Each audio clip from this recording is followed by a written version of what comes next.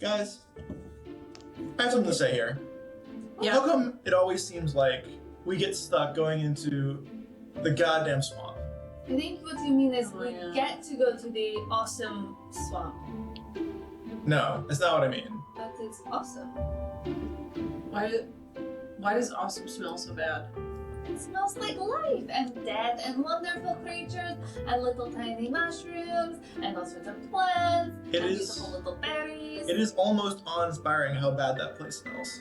It smells like butt. It smells like if you took a butt and then it died, but then you recycled the butt and then they made another butt and then that butt Life died. and death Yeah. and recycled energy. It reminds me that one time my dad hired this guy for dog walkers, and the guy, I don't know, he had IBS that wouldn't quit, and every time he would squat to begin a match, he would just rip ass to such an extent that, like, he almost took my championship from me because I couldn't fight him because my eyes were watering too much because of his ripped ass. I'm going to spin around and get excited because we all smell like life and happy things. As long as we don't smell like Ass Ripper 5000 anymore. My brain is making me smell it through my memory right now, and that's not great, so I'm gonna go make some tea. Yeah. Like cactus tea. I was thinking more like peppermint tea. I mean, put some cactus in it. I'm gonna run a bath too. Okay, yeah, something to just get my mind off of the absolute rankness that is that stupid swamp. Which I'm sure we're gonna... I'll bet you... delicious mushrooms for that tea. I'll bet each of you fucking 5 silver we're gonna have to go back to that goddamn swamp for the next lab. I swear to God, it seems to always happen. I will never- Really awesome I swear to mushrooms Paylor. in my bowl. Would you like bog mushrooms for your tea? Yes. Sure. I'm gonna put 5 different soaps in the bath. Okay, calm down. Maybe 6. Jesus. And on We that make sure note, this smells together. on that Or note, whoever the allegory of Jesus is in this Yes. universe. all right. Welcome to Lizards and Locations. This is our Strixhaven episode 15. We wanted to say thank you to our sponsors for this episode. We have Dice Legion as well as You Wanna Do What. So these are 2 sponsors for this episode. So a special shout out to them. And go check out the intro, and we'll be right back. Cue music.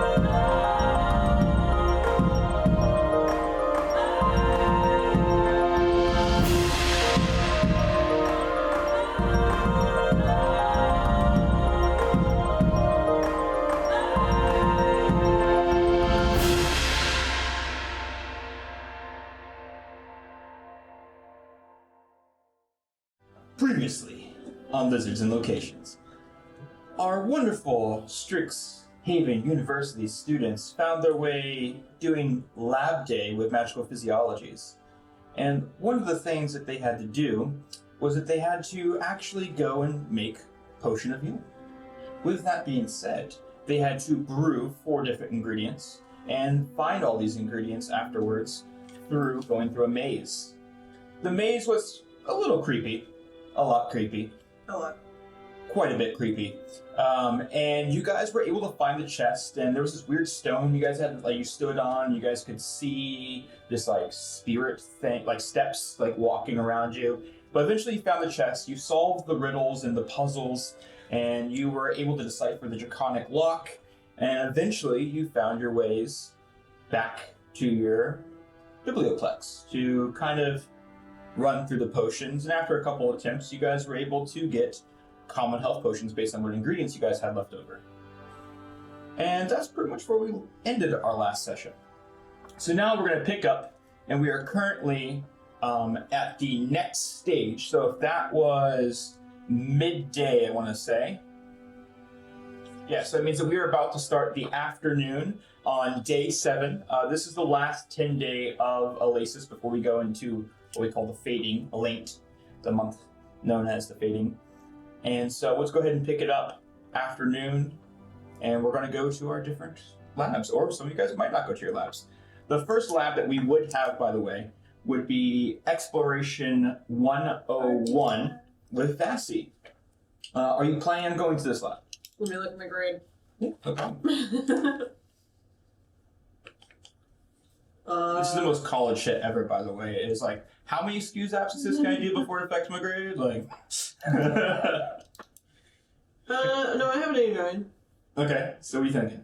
You tell me. No, I've got Mage Tower coming up. I'm stressing. All right, good to know. Oh, I have tea for that. Gimme. Oh, fuck yeah. Oh, okay. I'll just drink my water.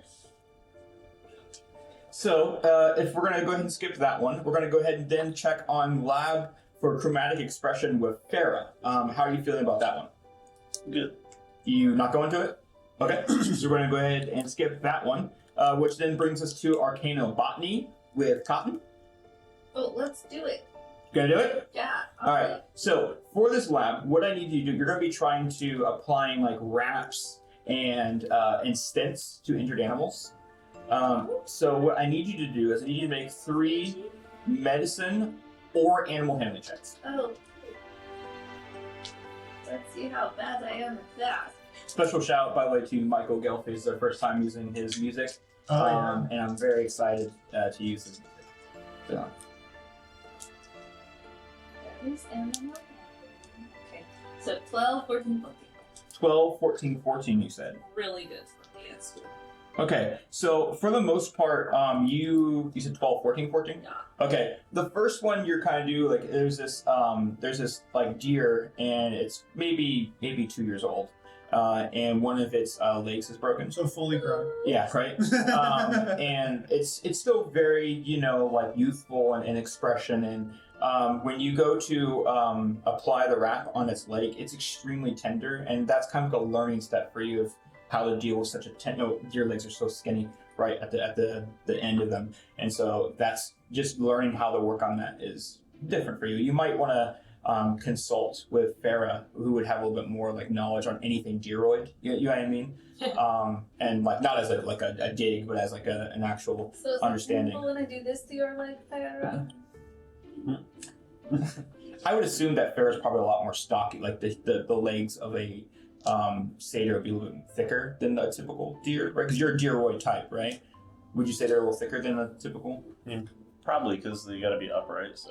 Yeah. There's a lot. Yeah, the You got muscle. some fat glutes. Yeah, you got some glutes. Typically, those hamstrings. Nice size. Okay. Good. The next animal you're working on is a little otter, and it was damaged in the eye, like it lost an eye, and so you're just literally trying to help calm it down and apply something to it. Good. The word you're looking for is cervine, Cervine. of or pertaining to deer. There we go. Cervine. You're welcome for education. So you're able to kind of work on the otter and just kind of apply, some kind of gauze and just help out with this. I'll work with the soothing techniques and the talking techniques and the Smoking techniques. eat for everyone techniques. Sure. No. Always forget eat. And then the third animal that you're working on is a bear. Oh, Not a fully grown bear. It's a brown bear. it's okay, And it's so okay. when you're working on its hind leg, towards where it meets the hip of it, there is this nasty gash, just like someone cleaved into it. Oh. And you do fairly well with it, keeping it calm, and it lets you do everything. Like it lets you. Because I was a you gotta bear do- recently, I'm sure. Absolutely, you can just smell it on you. Yep. Yep. Ooh. Ooh. So the that idea there, you're able to fix the gash and apply some mending, and with the help of your professor, kind of get through that. So because you did good on that, when you roll a lab, you'll get advantage when you get to roll your lab die for that. Just so you know. Okay. Anything else you want to do for that lab, or you feel pretty good about it? Which professor is that? That is your professor that deals with, my gosh, arcanal botany, right? Yeah. So that would be. For pertaining to bears is earth sign. Yes. The tree guy? Willow Dusk. Willow Dusk? Yep. So I'm gonna go and talk to Willow Dusk, and I'm going to bring one of my favorite teas, which I make with like an herb from the Feywild, and we used to use it to go out and meditate in the woods on our off hours. And I'd like to talk to Willow Dusk and just be like, oh my goodness, I thought I'd share my favorite tea with you since you shared such an important tea with me. What kind is this? Fantastic tea. I love alliteration. Me too. You can smell it. You can spell alliteration. Alliteration or the tea? Yes, to both. It is a very aromatic tea. That comes from like the lavender and the fey bilberry things. It's a very meta version of aesthesia. Smelling alliteration. Smell They can smell literary devices. It's impressive. In the fey, they really can. It's true. This is an epitaph. Yeah. How was your lab today? It was very good. I feel like I really understand the creatures better. It is good. Did any of them give you problems? Maybe the bear? Oh no, I really understood the bear. He was a teddy bear. That is good. You really liked a good cuddle. The delayed reaction we made. How is the otter doing? Adorably. You like the screech. That is interesting. They were a little standoffish to me. Well, I gave myself a little otter nose and like wiggled it a little bit and... If only I could. Yes, that would be neat. I'm just imagining. Well, I'm just imagining. They're a little standoffish. Hey, it's nice to meet you. Where are you going? Holy shit, I'm talking tree! Holy shit! so Will just kind of bids you on your way as you go to your next area. The last lab that I would have in this same time frame of afternoon, if you will, would be for Astra, and that would be your basic magical auras. Are you planning on attending this one? Well, considering I did not get 100, yes. Okay, so you go to this one, and the goal for this is that you're going to be trying to see through the professor's illusions.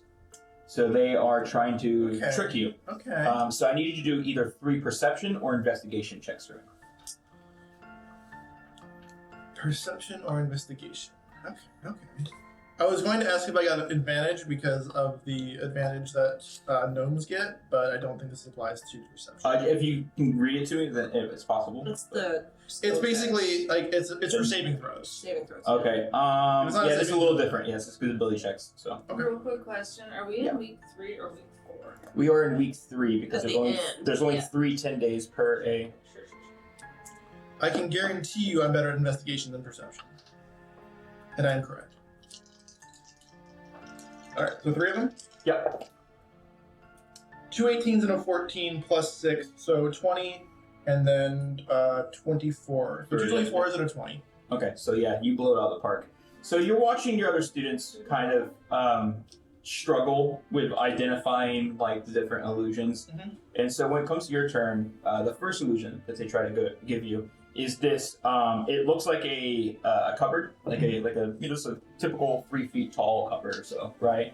And Massive for me. yeah, and so they go to put their hand on it and they open the drawer and the creak doesn't sound right. Like you're listening to like the auditory basic on it, and you can tell, and you kind of wave your hand like that, and as you do that, they notice the sound and they try to fix the sound, but you caught on. You've caught on to it, so you were able to catch the coverage as an illusion. The second one, they walk over to this other table you're already sitting at, and so you're kind of just like leaning back in your chair, and you look down and you kind of smile. It's not even a table there. You're just sitting in a chair, leaning back, and so you kind of go wave. And then you go to put your arm on the table, and there's nothing there, showing that the table doesn't exist. Nice. The third thing that you go to find, very, very tricky, but you still caught up with it. It was the door you go to walk out. You kind of like notice like where the sun is, like the where the sun comes in and it hits the door. The shadow's off. Okay. So it's in the wrong spot. So you point to the shadow. And you're able to let the professor know. So you catch all 3 illusions. That's fun. So what you will get to do is when you roll for your lab, you'll get advantage for that because you succeeded. Which is just a 2d20 roll? Yeah, you roll 2d20, take the highest, and that's what you'll get to add to replace the lower score. Let's do it. My lowest score was a 2, and I have 94, so there's a very good chance. Yeah, and Kat, you can go ahead and roll for your student. Cotton. That's a 12. That gets me up to 100. Nice. I'll go ahead and mark that for you. How did I trip over a fake table? Our botany is the one I actually didn't need help on. Is there a dentist here? 99. And for the magical physiologies, we all get to roll a d20 and replace our lowest? Yeah. Yep. If you guys have not done the magical physiologies one, then you can replace the lowest one. My lowest was a 1, so this is... And you guys succeeded, so you have advantage on that. So. Oh, advantage. Nice. Sweet. Yep. Because I just rolled that one again. Roll that, yeah. Nat 20, baby! Nice. What does that bring you up to for... 100, baby! You got full hundreds. Yeah! Nice. Astra's. That is Astra's, like, if she doesn't get 100s on everything, she's disappointed, so... 13 days to charm. So with advantage? Yeah. Mad Fizz, right? Yeah. Cotton, are you updating your turn now? Yeah. Okay, so I don't need to. Fucking. Yes. Somebody actually told me that I sounded like Moist Critical last week. And I was like, what? Probably because you were making a Moist Critical reference. No, I was not at the time. Who'd you? I was just speaking to him. He was like, oh, you sound like Moist Critical. And I was like, I'm boosted by first time I've heard that, 6. but thank you. So you're at 90 now? So I got a 9. Got a 94 because I got 19 and my lowest was a 1. Good old Charles White. Good thing I had advantage. I rolled a 1. Oh, she did too? Yeah. Yeah. Yep. That advantage Jassy, was did you roll her? Yeah, clutch. sorry. I just rolled a 9, Mine's a 2 my and a 20, lowest so was yeah. a 5, so You went by now 4? it's at 81. Nice. That's not bad. No, I went up a letter grade. Good job, Vassy. Yeah. Okay, good. So I'm glad you guys all benefited from it. Sounds good. The advantage system's nice if you actually go succeed on it. There's nothing worse than getting, doing the lab, doing really well, and then you get to re-roll and it's like a fucking 3. Yeah. It's like, ah. I did pretty fucking good this week, acceptance time. I actually did really good this week. Just Across the can't- board. I can't fucking learn E for everyone. I did adequately. E is for evaluation. Shut up. Is this what I sound like? Look at phone. Magical phone. Man, this is crazy. Fantasy. Good. So let's go ahead and go to the next lab then. So our next lab is going to be Voice of the Tempest. It's the only one that you guys have that's during evening 1. So this will be Vassy. Are you planning on going to this one? Well, technically she's passing, but I think maybe Astra might make her go. You don't have to go, but Astra will kind of give you a look if you don't.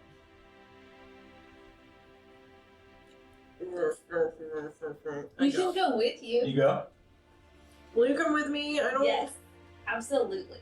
Okay, then I'll go. Unless I had a lab then, but I don't think. No one does. Yeah, no. Do you know if I've already tutored them today? Or this week? You did tutor in this day. Yeah. Yeah, we did that prior I to don't the need tutoring maze. for this one, but So how many tutorings do I have? You've done 2 already. I think you did 3 actually. I This did 10 3. days. Okay, so I did 3. Yeah. I need to keep track of that. Yeah. Does anyone else there need tutoring since we're going to Voice of the Tempest to give Vassy some moral backing?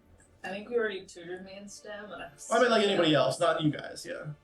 Oh, you're asking. I'm asking you if there's anyone else. Yeah. So the people who are there are going to be focusing on their lab.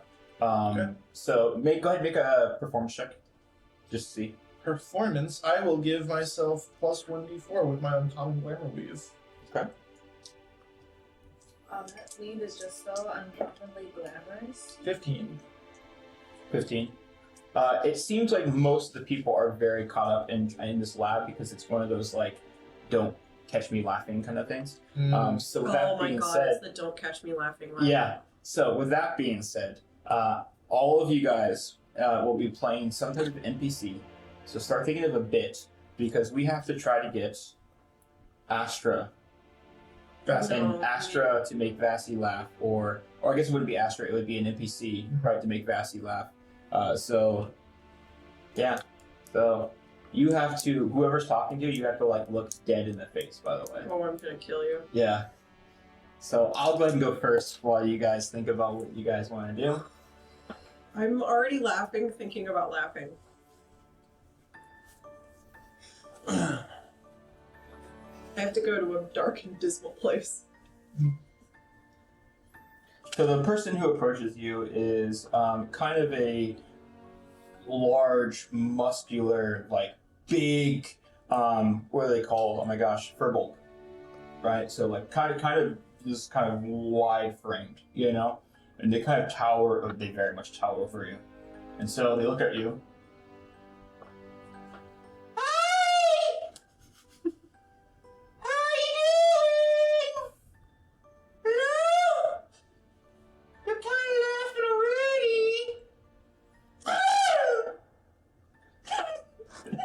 I'll count that as a laugh. That was a brief conclusion.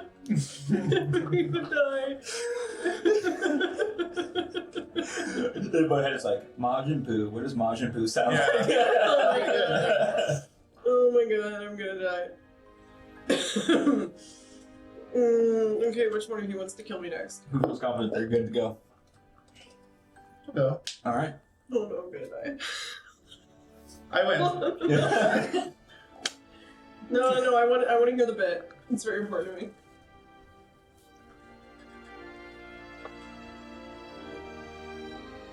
Pussy. Got him. Okay, now you've already failed twice. You still have 2 possible chances to redeem yourself. Oh my god. Okay, which one of you is trying? I fucking knew that would get her. So I'll walk over to you and I'll act like I'm about to do something really exuberant. Really can't do this today. I lost my other favorite pencil. And now I can't draw anything. And I lost my notebook last week. And my favorite marker 2 days ago. It's just so sad. I can't do anything now. Do you have a pencil? I reach over and I reach to your ear and I do a magic trick and I pull a pencil out from behind your ear. I found it! I'll call that a success. That was pretty good. That was almost tears, but... This is heroin. It's heroin. That guy's had his worst weekend ever. Hey, remember when someone in this school died? Hey, that guy lost his favorite pencil, his second favorite pencil, his notebook, and his favorite marker. He just found a second favorite pencil season. He did find another. He's fine. You're gonna kill me, I can already tell. You're gonna hurt me. That's it. So there's gonna be this like kind of larger guy, and he's gonna kind of like walk over, and he's gonna just like lean in real close to your ear. He's gonna go, "Please let me win." Please. I'm begging you. I don't want to go. Please let me win.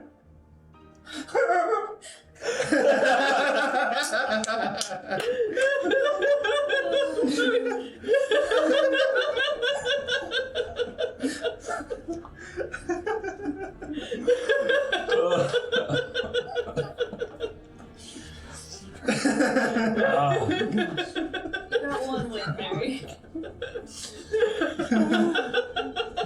So at this point, point, Professor Zephi walks over. Man, you threatened one? Jeez. Shit. So you get the roll, a normal roll, not disadvantaged because you didn't fail all of them. Oh my god. Does Fancy get to try to make the teammates laugh? Oh my god. Yeah, absolutely. Can I? Absolutely. We'll get to do that too. Oh, I rolled. I think I rolled the same number. No, I didn't. I get to add 3, so it's a 78 now. 78. All right. No, 70. Aren't you glad I made you go to this? No. 70 is passing, right? Yeah, 70 is passing. That would be why my 260s are red, because I was like, I must. All right. So now, if you want, you can. How many you want to try? 4 NPCs. You want to try 1? I want to try against each of you, because you guys all sniped me. Okay. Man, you got rapid fire this. Look at this. Oh my god. Oh my god. Okay. I think I can get you in 1. Okay.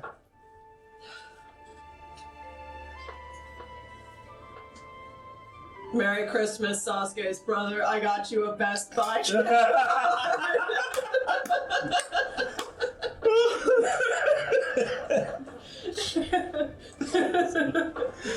Oh man. I was going to do something from that, but I felt like get the one word was going to be good as well. It was good. Okay, I'm gonna try you. Like Scoob, he's putting his finger in your butt. Ring my red. God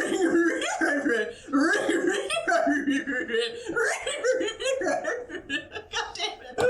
And I knew that I wasn't going to laugh. That was good. That was good. How much of your soul did you bury to do that? It was like, here's like,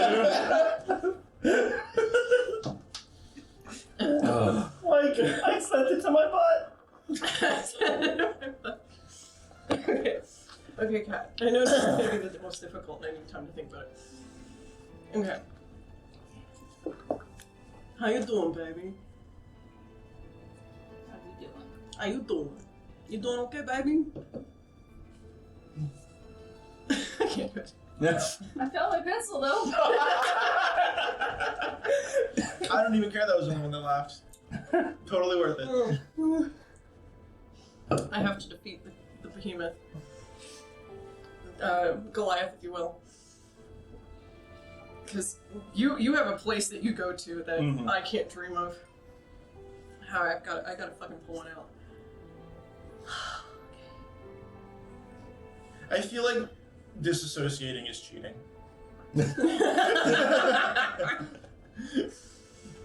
Oh yeah, you have to make eye contact. Yeah, you have to listen to what they're saying. absolutely. Yeah, hold on. I'm thinking. I did find what you were saying funny. I know you did. Yeah, that was a harder one. Yeah. That was hard. Okay, I can think about it.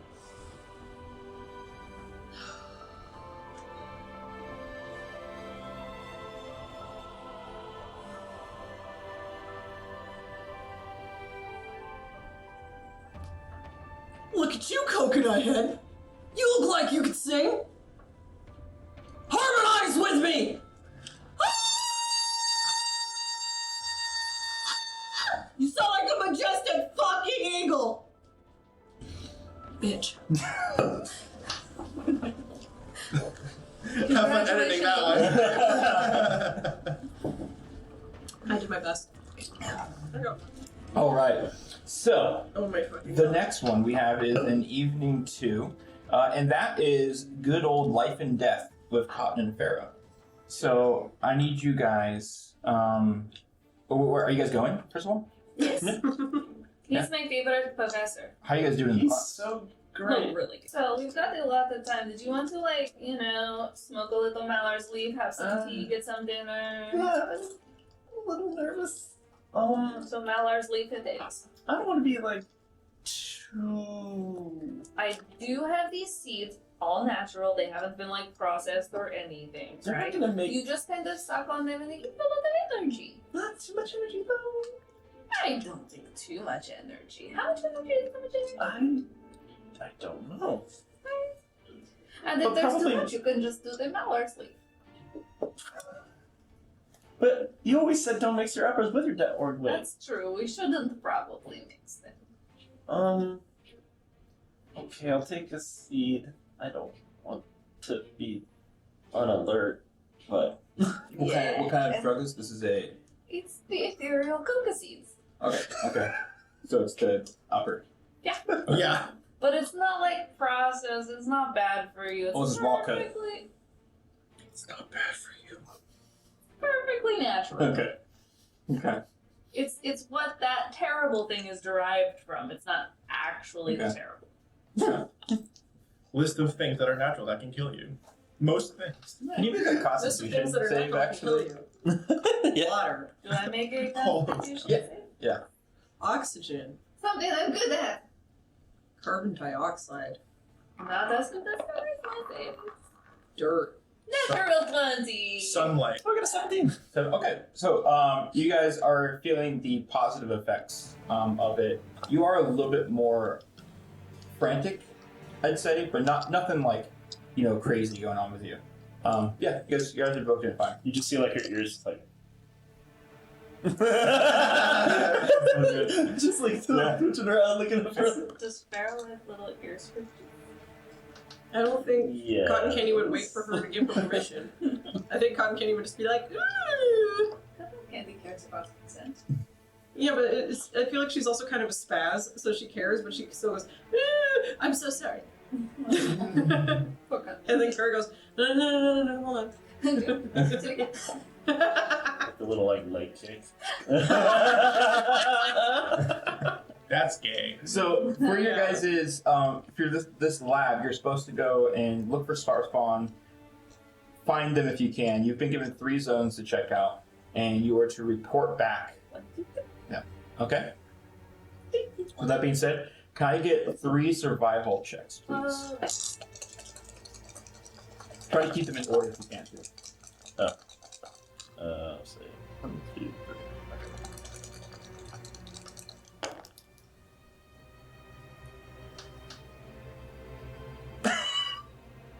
Mhm. Oh no! Uh-huh. Oh no! What happened? Alright, Oh, so much bad! so let's get the first one, please. 8. 16. Next one. 8. Oh no. 6. Okay. What? 7. Okay. Interesting. Okay. Huh. So you have the 3 areas, and so you go to the first Good zone. run. When you get to the first zone, immediately it's very quiet, but you're definitely catching a smell that just starts to come with the wind, and as you get closer to the zone, the smell picks up more and more, and it's just rotting, dead, just flesh smell. Almost like rotten broccoli.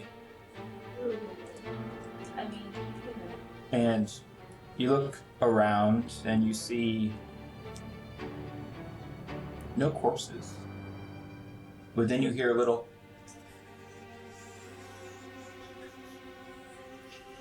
and there's just you notice it. It starts from the left, and like you see these group of 6 star spawn just dragging 2 wolf corpses, and you just hear the trudging, and then you hear as they drop the corpses.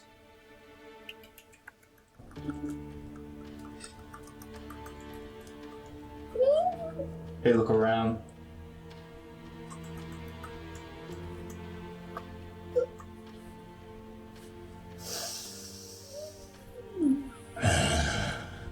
Pick up the corpses and keep going.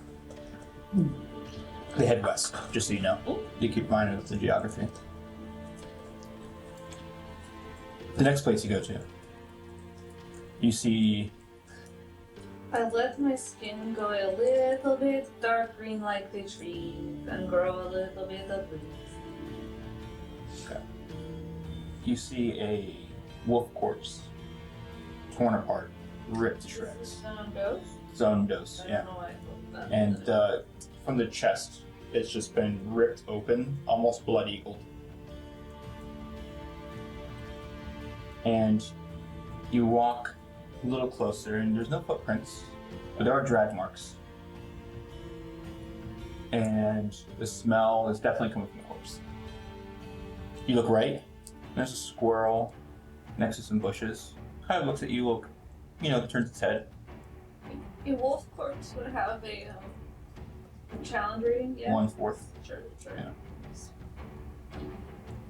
Yeah, I don't have any receipts. Okay. You then keep going to the third zone, nothing to see in a second. And this zone smells worse. But you look around, there's no sound.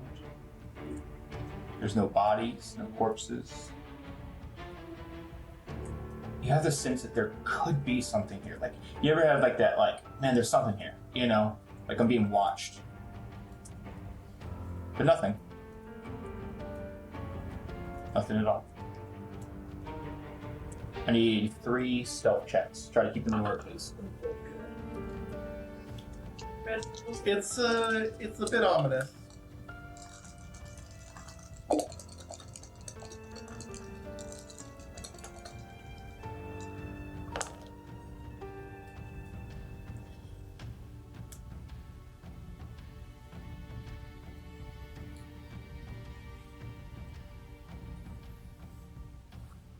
First one, if you could. 22. 14. Nothing. Natural 1. 9. Okay. Third one. Natural 20. 10. Okay. So Roller coaster of emotions. you have to make your way back, and you kind of try to stay within those zones. The third zone, second zone, then the first zone. So the third zone, the one you ended in, you look around. You hate that feeling of there's something here. Like, and maybe I'm off a few clicks. Maybe I'm not in the right spot. All right. You turn around. You step on a twig. Still silent. You're fine. You make it into the second zone. Cotton, you're kind of taking the lead. And you're picking up pace a little bit. You look over to the wolf corpse and it's gone.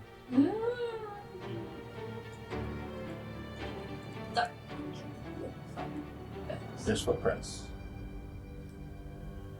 Large footprints. That doesn't look like a good thing. As you're kind of standing there, Farah, that medicine's kicking in. You're looking around, and then you bump into Cotton, not watching where you're walking. And then you do a little trip, and you fall right in the mud.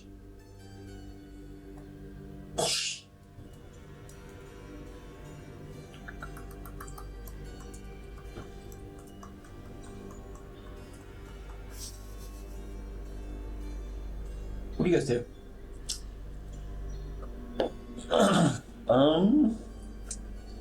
I feel like initially, truthfully, Panic. probably freeze for a little too long. Like a deer. Yes. What did we say it was serving? Cotton, Servine. A very servine response. Just keep saying serving like it's regard.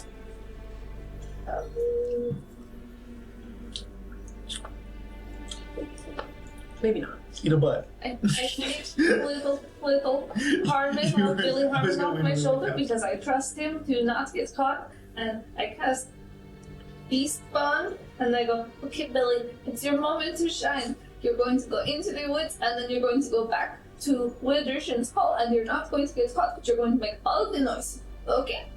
Okay. And hopefully, he makes all of their notes. Can you make an animal handling check for me, please? Sure. I'm so good at that. 19. Billy looks at you.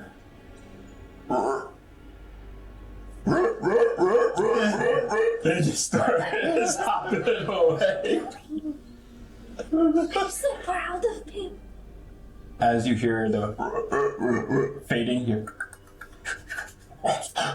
and they just start going that way, and the clicking gets less and less. Get away, Billy. I hope Billy gets away. I hope he meets us back at Big Hall.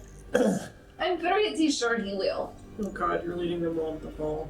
Now, That's a fair point. you make your way to the first zone. Cotton, you see a frog. Fuck. And you look. Frog. You're about to say, hey, Billy, and Fair, cover her mouth. And you just move her head, and you show her more of these star spawn. And then, Cotton, you look back. It's not Billy. I mean, doesn't Billy have like specifically a distinguishing piece of clothing on him? He's, yeah, That's true. I don't So- love Billy. it's the red one. We see The star spawn that you saw early in the first zone. just the grunts, or Yeah, just the grunts. Yep.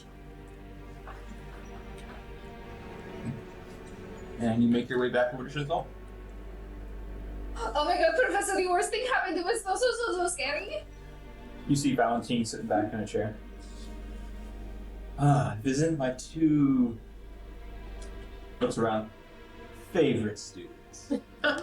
Okay, so one thing you're gonna hear is like, all right, so this is a very quiet hall. I imagine very stony. It's quiet, but it's got that old house creak. You know what I mean? Is the floor wood or is it It's stone? wood. It's wood. Okay, you're just gonna hear this like, because Farrah's foot's just tapping at a Yeah. million miles a second. It's just freaking terrifying. Also on drugs. So, what'd you find? So, there was like so much rotting flesh now, and normally I'm okay with that, but I know we were looking for some little bit worried. And then there was this corpse, and it was like torn apart, and I was like, oh, maybe I'll just plant a little seeds, and then I didn't. You know, I let it rest, I didn't recycle. I feel a little bad about not recycling its energy, but then, Worst. Go ahead. then we saw these star spawn that we were looking for, and they were so scary. So, you had 3 zones. What did you find in the first one? Well, initially we didn't find initially we didn't find anything. We just heard some rasping sound, some of the sounds from the star spawn, and then like a smell. Okay. And then They have that rotting flesh smell. I heard them nearby. They dropped a corpse. I heard a thud. And Did you then get to see the corpses of them? no, they were nearby. I could feel it. It just was haunting how close they were. What kind of sounds were they making? It was like a gurgling or clicking? It was like a kind of a. It was like. Kind of like a mimic Clicking sound, yeah. Clicking's those ones are the grunts. Nothing to worry about. The fact that they exist is the problem. But we did hear a big thud. Like a. I don't know. Any gurgling? I don't think so. Okay. So no hulks in the area. That's good to know. Means it should be pretty safe. What about the second zone? We found a wolf corpse that had been like broken at the rib cage, cracked open like an egg. Maybe we should go back and recycle its energy. I feel really bad just leaving No, it there no. unused like that. By now they would have caught your. By now they would have caught your scent. We need to make sure you stay here, or head back to the bigger place. We should really find Billy first, though. Billy, who's Billy? Billy Harmon! Your frog. Yeah. That's right. Okay. Where's Billy? Oh, he saved us. He went running off like a hero into the swamp, but he's supposed to come back here. He's coming here. You sure you sent him here? I sent him here. Okay, that's good to know. Alright, well, I'll keep a lookout in case you don't see him. Okay. Third zone. Anything in this third zone? Just that horrible smell. It smelled terrible. There wasn't Disgusting, right? bodies. It was revolting. But I there. prefer more of a raw smell. I'm gonna pretend I didn't. We definitely felt like we were being. And she kind of looks at Valentine, and he's just kind of like staring at her, just like, watched. Do you often get that feeling, Faerun? I would say I have familiarity with it quite a lot.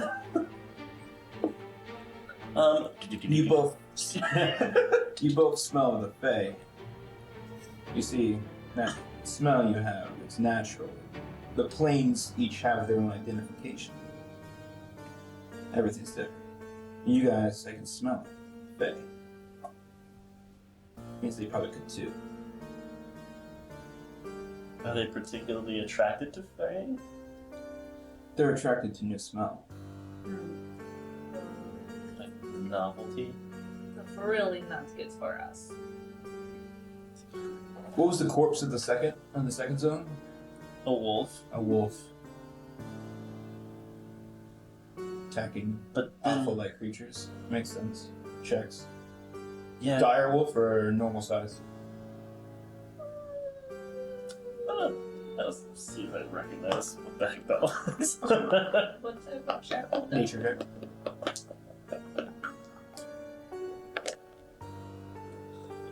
If you have history, you can use history too. But if one's better than the other. 19. Yeah, just go with that.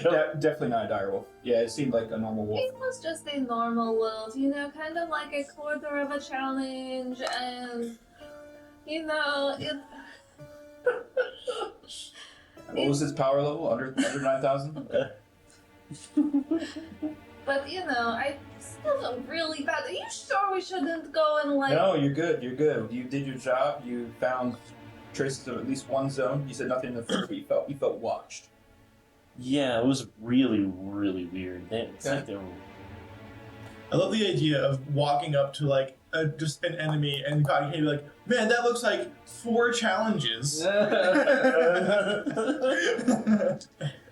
He goes, all right, well, confirmed one sighting. I'll wait for the rest of the other groups. And he kind of looks to the painting, nods, and the person in the painting disappears. It's really cool. And Hey, yo, Ferris- Professor Valentine! Ferris still covered in like mud and stuff. No. Why does the forest smell like dead people? Would you rather smell like alive people? Yeah? I have no preference. Bro, that's weird as fuck. Some people say I smell like dead people. No, They're pretty wrong though, I think. you don't. Your heart beats slower. Oh. Sure. What? No. For example, That just means she's really in shape, bro. for example, I do work out all the time. it's very polarized. Yours is so slow, but yours is so fast right now. Who, me? Oh, I hardly noticed. Huh. Well, that'll be all. Thank you. Billy! Good job. We Billy! did see large so when we went back to the second zone, we did see large footprints, and the wolf corpse was gone. He looks over to the person that was talking to him recently. The zones that your group were doing, go ahead and circle around, hit their zone. And he kind of takes the map and like hands it over to them. Yeah, alright, yeah. Yeah. Initiate mob mentality. Yeah. Should be fine. Probably nothing to worry about. What is wrong with you? But isn't it really Do I get dangerous extra out extra here? credit? You see, they're looking for your scent. They smell different. Yeah, we smell like straight up beef. Straight up top G's. Not kosher. I don't like this. I salt agree. on cheese. Smells like Definitely B. must. Yeah. Okay. Well, I'm gonna finish my meal now. Okay. Have fun. Mm-hmm. Oh, he's just drinking blood. I'll just go do some totally normal booze. He starts cutting into like this New York strip. Sorry. New Waterdeep strip, and You could swim there from old. and it is completely rare, just completely rare. I also And he like takes a maybe bite other cooks. as you guys are walking out. Takes a bite. Ugh, overcooked.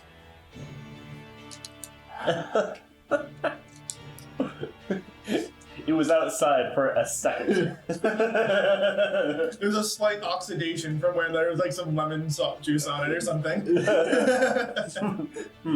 Low iron diet. Not my type. So, before we fully actually get into the pyromancy for beginners, let's actually have you guys roll your lab. Because you got one of the 3 zones, you will get to roll just normal, no disadvantage. I didn't realize this advantage. It's if you completely, like if you fail on every element of it, yeah. Let's see where that puts me. But even disadvantage doesn't actually hurt you in the class because it only replaces the lowest. Increase of 7. Increase of 7, you Me said? too. That puts me at 93. Oh, yeah. I am not good at school, guys. Fair elective, you're at You're 93 now? Yeah. An That's increase of 7. really bad. I'm trying as hard as I can to help. I really am trying. I'm a fucking fail still. Cotton, did you already enter your zone? Yeah. Cool. Now we can go ahead and go over to pyromancy. Are you going to that lab? Yeah, because Ashtray and I are about to dance circles around these fools. Didn't we do this last week as well? Probably. This is flame dancing. Yeah. All right. So, what you will need to do is you will get to do 3 checks of your choice that are some type of performance based. Performance. Well, it could be athletics, it could be acrobatics, something that is. It could be performance if you want to do performance, but like it wouldn't be like history or something like that. I'm gonna do a history performance. Well, I am now. I mean, Once upon a time, there was a beautiful. Yeah, I'm a green. Pro-tart. do I get to use? Let me see if how many times I can use my uncommon collateral because I did use it before. I gave myself proficiency in performance so that it wasn't like a total wash. Okay. But it's only +2. So how about I do 1 performance, 1 athletics, 1 acrobatics? okay, sounds good. So, what do you picture yourself doing? Like, Well, my sister and I are obviously doing this beautiful symmetrical choreograph, but not choreographed. Like, we just are using our twin mind reading powers and cues that we've mastered over the years of performing together to like give vocal commands, 1 word cues to each other that we know mean, okay, no, we lunge this way and we do this trick, and then now you jump up and I catch you, and it looks like we've practiced this forever and ever and ever, but really we just are on the same page all the time and look fucking awesome. You should do 3 of them. Yeah. So first one, I said performance. 16. 16? Yeah. I got a 6. Second one, athletics. I can do math. I swear. Oh shit. That's 20. Alright. jeez. Okay. Oh, And athletics. then Alright, you have the acrobatics. belt. Oh, my second one was a 14. And my acrobatics is a 23. Third one was a 21. Okay, cool. So we'll say that your guys' event is kind of working together, you know, with your flame dancing. So describe how you do. You do amazing in all 3 aspects of it. So. Fuck yeah. So. Swords are drawn, obviously, and it's like we always like to dance, and we'll just do it for fun. And people have seen us in the courtyard, maybe just like. Because we end up doing a dance every time we practice duel anyway. Mm-hmm. It's just part of it. There's an artistry in what we do. And so we just start doing one of those, but it's the fire and it's everyone else dancing and it's my stress for the Mage Tower game and your gratification at having a perfect week that we just really like ham into it. We start chanting commands to each other for the next moves that get progressively more and more difficult to accomplish and more impressive to watch, and we make it look fucking easy. Just a couple of tiny little horned demons, athletes with swords.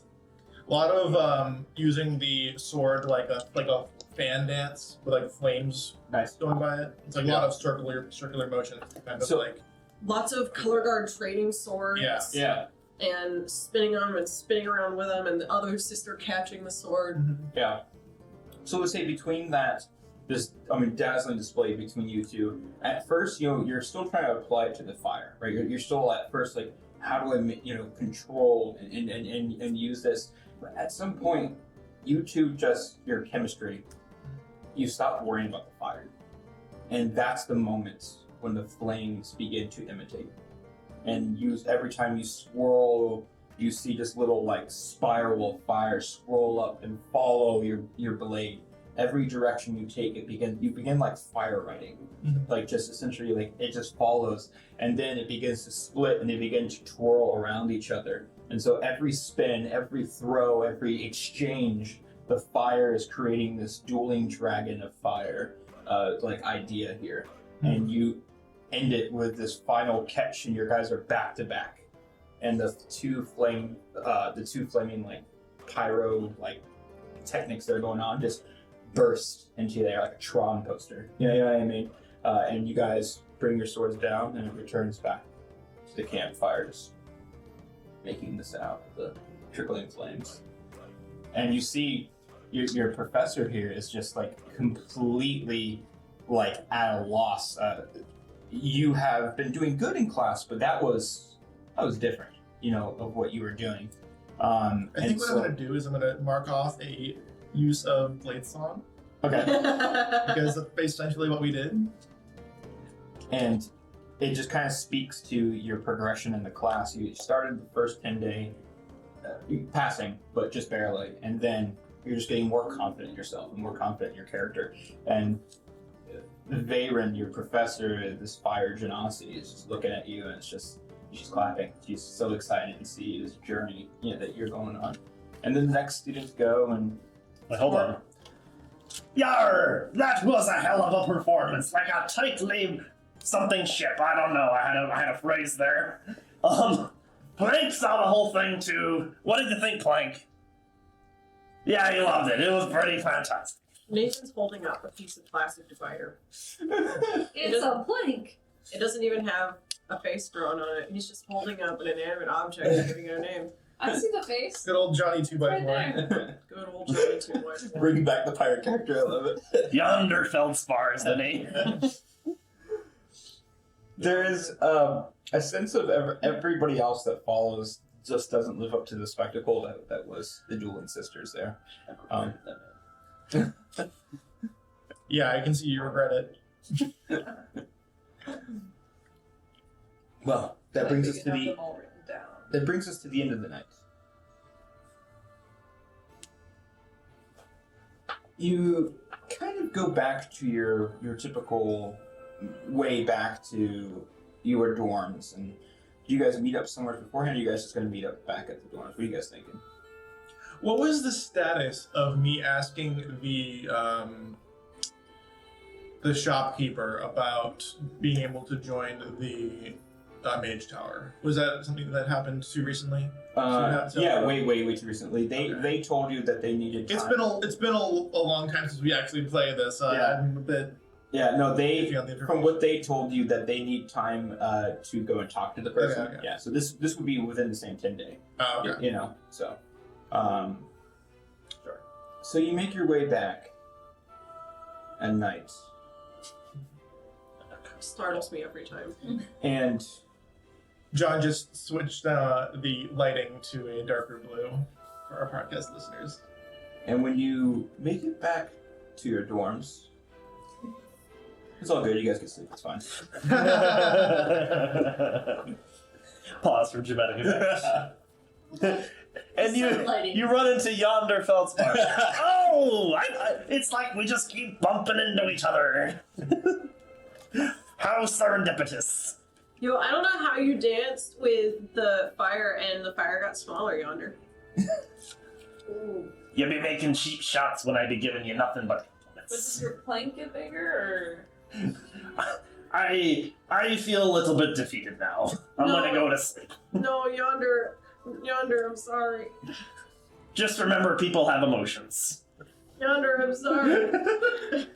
I'm sorry to feel bad. Cutting words this week. I'm sorry, yonder, my other class is cutting words. You should get extra credit for cutting words on that one. Go ahead and roll with advantage, by the way, for your Pyromancy. I already have 100. Already? Oh, okay. I didn't need to count. We had somebody who had 100 and one person who doesn't have the class. All right. Commitment. I love But it. you know what? I'll roll anyway and I'll tell you what I got. Yeah. You know, for funsies. It would have been a 13. Okay. So, the next day, the big day, opening day of Mage Tower. The theater. Sorry. Sports, right? Yes, The Mage Tower. Begin! Are you guys all going to go watch the games? I mean, yeah, we're going to go support Bassie. You're the third match for the day. There's 2 matches in front of you. I'm stressing. How long are matches usually? You guys would be completely new, so you wouldn't know. Yeah. You go, and as you get there, you gotta go to meet up with your team. You know, you guys are gonna go to locker room, strategy sesh, all that stuff. Are you all 3 sitting together? Or you can't. You have to be with your band, actually. You're gonna be with the show band. So are you 2 sitting together, or are you guys... What are you thinking? Are you not in the band? Nope. She's a stagehand. I'm the stage Oh, right, hand, the stage, and right. I Yeah. grow plants. Right, but I knew you had something to do with like a performance, and I was like, is it not this one? Okay. Yeah, no, Stage hand abilities. Yeah, I would sit next to the con. Who else is around us? For you guys, I'd say there's... I'm trying to think of the people who are like a part of Who are not Mage like Tower. Yeah. Cadorus would be around. You would see a lot of the people you guys have already met. Like there's, oh my gosh, I just blanked on her name. Aurora would be someone you guys could sit next to. I mean, I would absolutely sit next to Aurora. Yeah. I wave Uzi over because that's Uzi's there, right? Uzi. Uzmatak? No, Uzmatuk is on the team. Who's? I didn't know he was on the team. Yeah. Then I He's know not on their Uzi team. over. He's on a different team. He's a second year, so Dang, he's into sports He's on, and horticulture club? he's on Witherbloom's team. He's like the, oh god, what's her name? That qualified for the Olympics and then they disqualified her for smoking weed and everyone was like, if you can win a sprint while smoking weed, you get 2 medals. Chicago, just like. Shikari Richardson, thank you so much. Love of my life. Grayson. Nate. Grayson would be someone you could sit next to. If you want to sit next to Grayson, there's always that option. Xanther you wouldn't see. Xanther is currently with the cheer team. Grayson's there? Grayson's on the team. No, he's not. Oh, he wasn't on the. He was No, on the. he was on the practice. skirmish team. That's Yeah. okay. Calrek is not there. He's with the team. Ragdor is on a team. Thorhan's on a team. Xanther's doing cheer. Uzmatok is on a team. Talana is there. Melly's on a team. Melly's not. No? You can find Melly. Yeah, you guys can show up Millie. Shaw's on a team. Rabina and Rosie. You can find Rosie, the small gnome. Quintilius isn't on a team, but Nora, Anne, Mina, Javanesh, Drazimir, those are all people on teams. We can just sit here and see what cool people come and talk to us. I'm sitting next to Aurora. Okay. You sit next to Aurora, you have a melee with you? Yeah, I'll drag Melly over. Okay, Oh my goodness, Melly! so we'll say you guys are, it's Aurora, Astra, Cotton, I'd say Melly, and Kadoris are all. We're kind gonna of make sitting sure there. that Melithorn is going to sit towards the sun so he can give us shade. Okay. And I'll say that Quintilius is probably near you guys too. Quintilius is pretty good friends with Aurora, so Sure. that would make sense. Kadoris is good friends with Melly, so you're with your place in the stands. You guys want to be high up, close to the stadium, like to the floor. Where you guys? want the person who's 4'6" to sit in the back of the stand. That doesn't make We want to sense. sit down there so we can like shout for Bassie. Yeah. Go Bassie! Okay. It's also very funny because Mjolnir is a giant tree. Yeah. Sitting He's just blocking so much. It's just an obstructed view. Yeah. Someone's like, "Hey, my seat didn't say obstructed view. What the hell is this?" Then find a new seat. This damn event's a sham. Yeah. It's a travesty. So the games begin to with a ceremony. The Strixhaven show band will be doing a marching performance.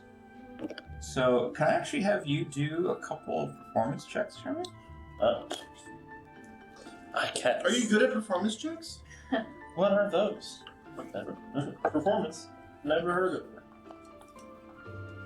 it. How many? You said a couple. Is Yep, that two? two. Okay.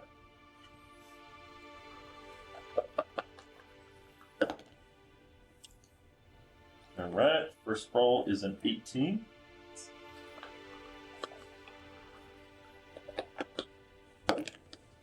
Second roll is a 28.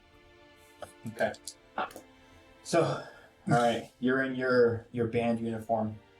You guys begin to march out onto the field, and you see the stadium from this side of things. And you look out coming from the tunnel, and when you look around, the stands are completely full. You see people sitting with like wither blooms or sitting with wither blooms, and silver quills with silver quills. It's almost like divided into like these colored sections based on what they're wearing robe-wise, right? And then you see a lot of the first years with multiple different colors and stuff like that. There's on the opposite side, it's like all the student sections on one side, and then the visitors, the guests, the invitees that are for money are on the other side.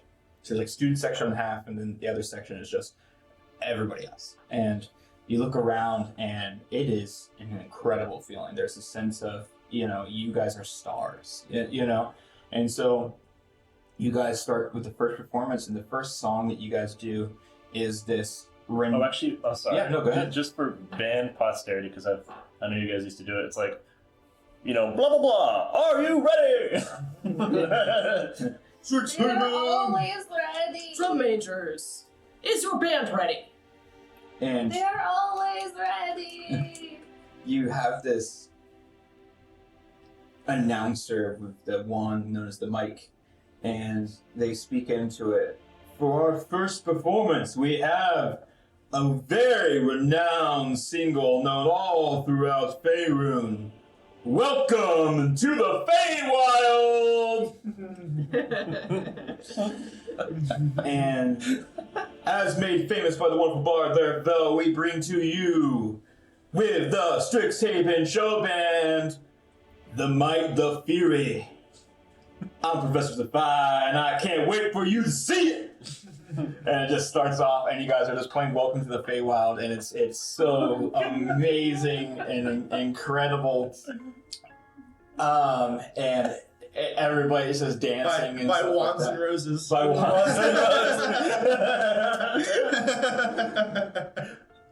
roses. Hey, What? they'll say this. Belle had a band called Wands and Roses for a little bit. You telling me that they wouldn't have a band?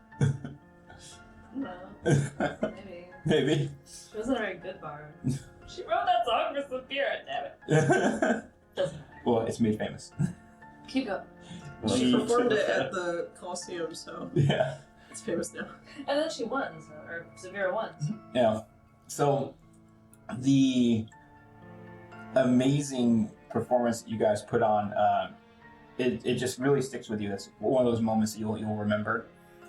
You guys, after you do your performance, you make your way up to the stands, right in the middle between what would be the Witherbloom students and the Prismari students, and you guys are like right smack in the middle of the student section, right? And so you guys are gonna play your stand tunes all throughout the time of the game.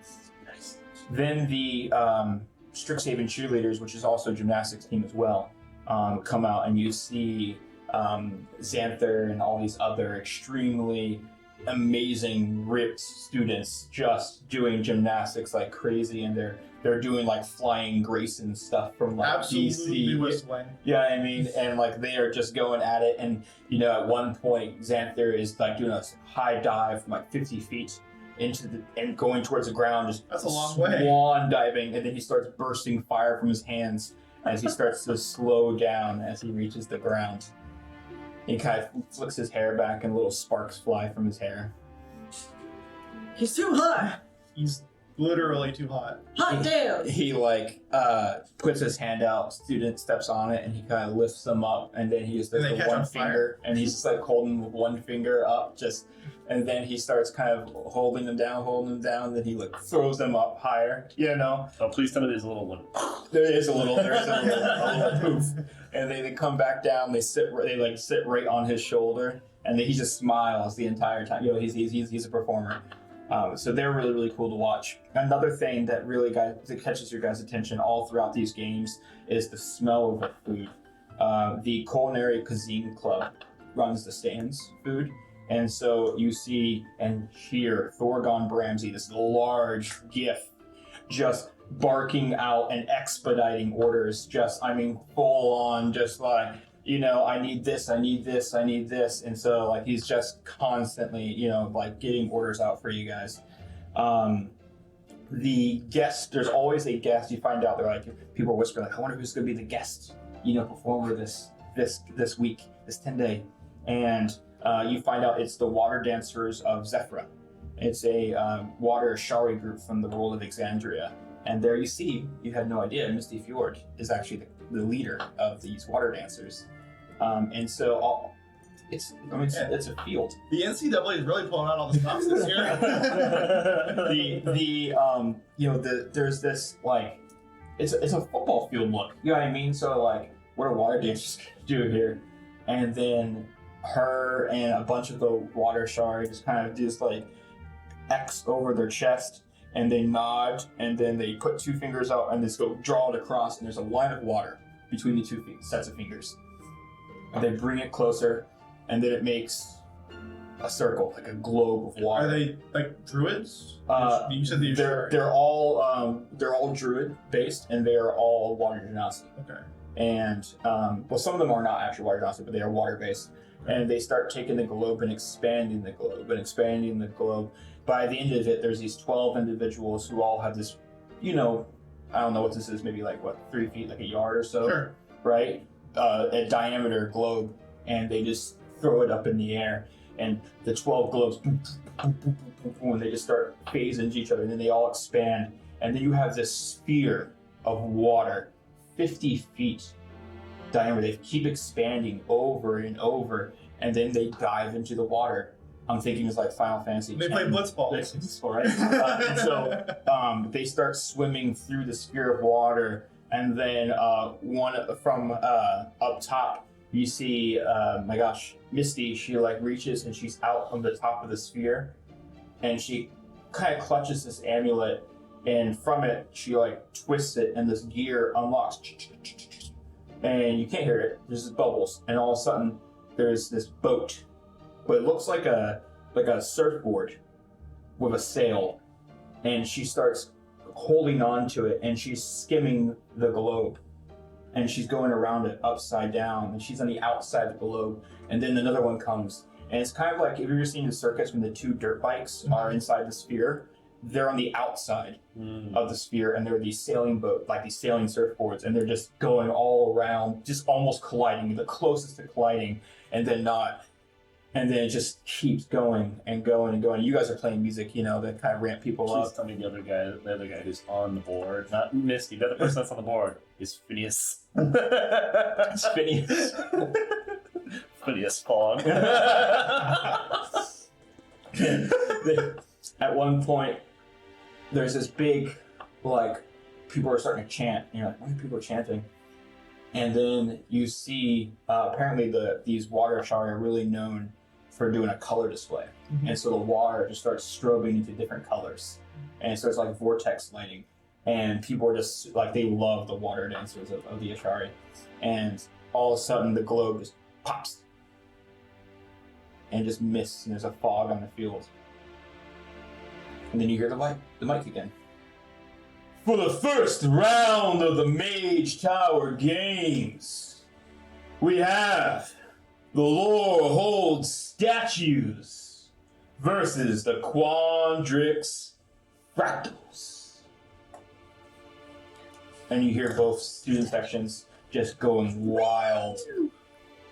People stomping, doing like Fear in the UCF in the bounce house. And at this point, they make their way to the opposite sides of the field, and you see inside this oval field, the coach of each team. One coach you recognize as Magnus Tectonus, the coach of the Quandrix team. That's the Labradorite Tiefling. Astro would cheer for Quandrix. On the other side, you see Lorehold. You see none other than your professor, Exploration 101, Zephany T-Stride. And she begins touching the ground. They look to each other. They nod. Two coaches on opposite sides. And from the ground, two massive towers begin to rise. Two pillars going up and up, completely made of crystal. And there they stand about 60 feet high. Hot damn. Woven inside, you can see this shine, and there's this the light hits the towers, and it makes almost a rainbow prismatic effect onto the field. You know, it would be fun. And I don't mean to No, you're good. It would be cool if the towers, once they refracted the light, had the logo of each team on the field. It is now. And so That's with the rainbow light, you see, and it creates the logos for each one. The statue of Lorehold, and then the fractal elemental mascot. And from that logo appears the mascots. You see this iron golem come out of the logo, come out of the ground. And then from the other side, electricity starts to almost just bend together, and you see pieces of earth just start to smash together, and there's this fractal looking unicorn just standing in the logo. The two coaches go over, touch the animals, touch their chest where the amulet is, and then foom, foom, top of the towers. They go. And Enemy this is attacking the tower. first round, can we just roll real quick to see who wins this? Okay. Sorry. So You better keep track of that. Yeah. 'Cause that's gonna have I have championship implications. I have the rankings tab on our what do you call it? So I have who wins. I might be anxious. So You're going to do great. between the statues versus the fractals, you watch as the leader of the fractals is this individual. It's they're a goblin, and they kind of stand out. And they go through the team names and announce the peoples and stuff like that. So the announcer is on the Quandrix team, led by Coach Magnus Tectonus, we have Captain TikTok. And there's this goblin who's looking around. And then you have this Loxodon female, Inspector Sherdoon. Then there's this Githyanki male, Von Vaz. A male Minotaur, Drazimor Yornask, which you guys have seen before. Then this female, beautiful, blue skin, Liara Parvel. Then they go over to the Lorhold team. And coached by none other than Zephny T-Stride, we have our captain, Rusty. And there's this auto gnome. Nice. And they kind of like roll up and kind of just look around. Good day. Good day. Too humble! He's too humble! Who knows? A male gif with his big sword, like giant great sword. Dorian Kincaid. A familiar face, a male owl and rogue. Javanesh Stutclaw. Beautiful green furred panther. Female tabaxi. Jade Shore. A dragonborn of what seems to be a oh my gosh, I'm blanking on the stone color. It's I was gonna say, who wants to bet it's a gemstone? it is a gemstone. It's the orange gemstone. Topaz. Topaz. I should have wrote that down. But Sora Kasira. That's good. I like that name. And so those are the first 2 teams, and you watch, and it is back and forth. It's the first to score 3, right? And they have this time that they all put on their amulets and stuff like that for protection. And you watch as you see Inspector Shardun, this Loxodon, just start running over, and then all of a sudden they pull out 2 guns, and giant elephant starts pulling what looks like, you know, handguns to them, but to you guys would be massive fucking like hand mortars. And like this going on out. Von Vaz comes down, this Ghethinki with this like It's going good. jagged sword, slices down. Drazimir's running forth, just impales someone with his the Minotaur horns, throws him to the side, and then Liara, she takes out this clockwork blade. And so the gears shift, and as she goes to slice, the gears shift, and all of a sudden she smiles, and then all of a sudden, next thing you know, the gears are popping up behind the person. They get impaled from both sides. Oh. 3 people. I'm immediately down for a little. They roll bad. All that's left is Rusty and Dorian. Rusty, this autonome, rolls around. All right, good day. Let's get this going. Oh man, I'm nervous. We got this. You're Rusty. too humble! Captain Rusty. Yes, man. Captain Rusty. And he just grows, and all of a sudden he starts building pieces to himself, and he builds this gigantic golem of him, and he just goes, Captain Rusty! And he starts smashing, and he picks up Drazimir, smashes him into the ground. That's for my friend, Good Day! And throws him around. Yes, man.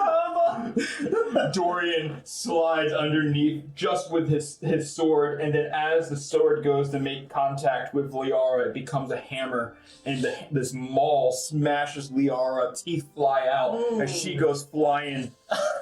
He then takes the next one, and before he can come down with it, Von Vaz slices him in the back, and Dorian is down. It's all Rusty now, verse 4. Rusty's, good day! 2 people, smashes them together, throws them to the side. Rusty! And so he just starts rolling across.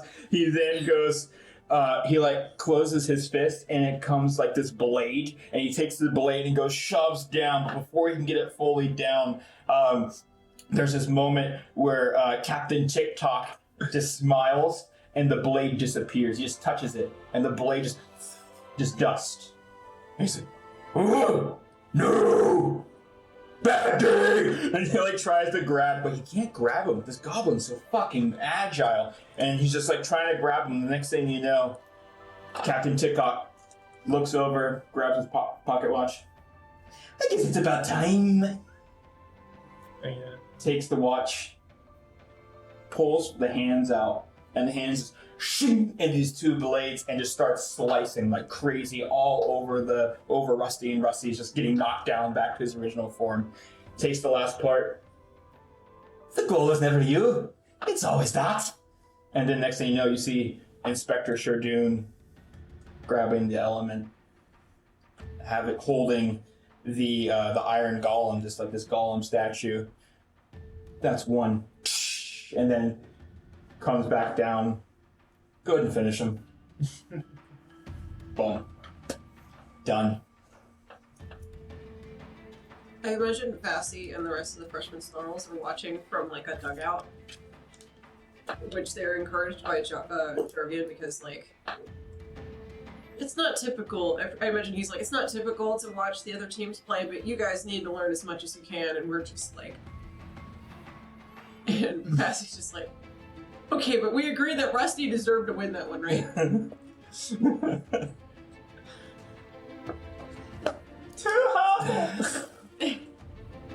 At this point, so Quandrix wins against Lorehold.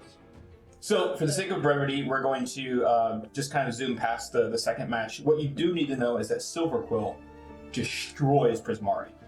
Oh. Only one person goes down on Silverquill. Silverquill? Can you tell me the mascot?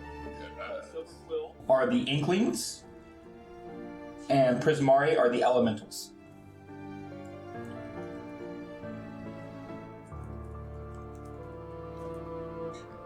Silverquill is also one known, and Prismari is one. I'm assuming there's no ties in this. There is not ties. No, there will be Well, sudden there death. was. Can you answer my question? Yeah, sudden death 1v1, captain versus captain. But what Is that if like a they- time limit? Is it like a time limit Yeah, draw? there is a time. What A if they like shootout? stab Yeah. each other at Yeah, the that's exact right. moment? Huh? What if they stab each other at the exact same moment? 2v2, the next two then. You know, since Vassy's not very good at school and she just sort of goes into whatever class she thinks she'll be okay at based on what Asher tells her to, I feel like the recruiting for the colleges is going to be less about her academics and more about Mage Tower recruiting. That's pretty great. Like a college football team recruitment. Yeah. Humming Witherbloom in a scholarship. Yeah, exactly. Oh my goodness, you could come be a Witherbloom with me. We'll see, we'll see. So, That would be really funny. the moment has arrived. You guys are standing in the tunnel, and one by one, they call the names. They call Witherbloom first. Mm-hmm. The reigning, defending Mage Tower champions, the Witherbloom Pests. I'm gonna write that down. They should really change their mascot. Why? Who wants to be the pest? It's the animal that exists in the bog. Still. Coached by none other than the famous Valentine.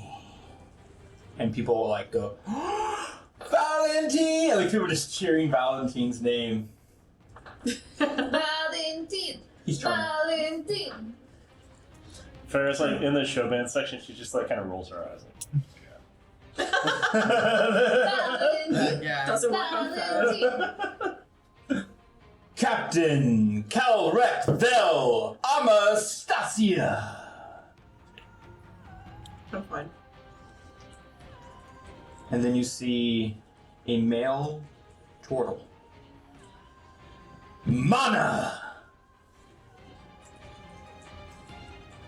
A Yuan T half-orc. I'm sorry. Uzmatak! The turtle was just mana? M-A-N-A. Yep. Sweet. Calrec's best friend.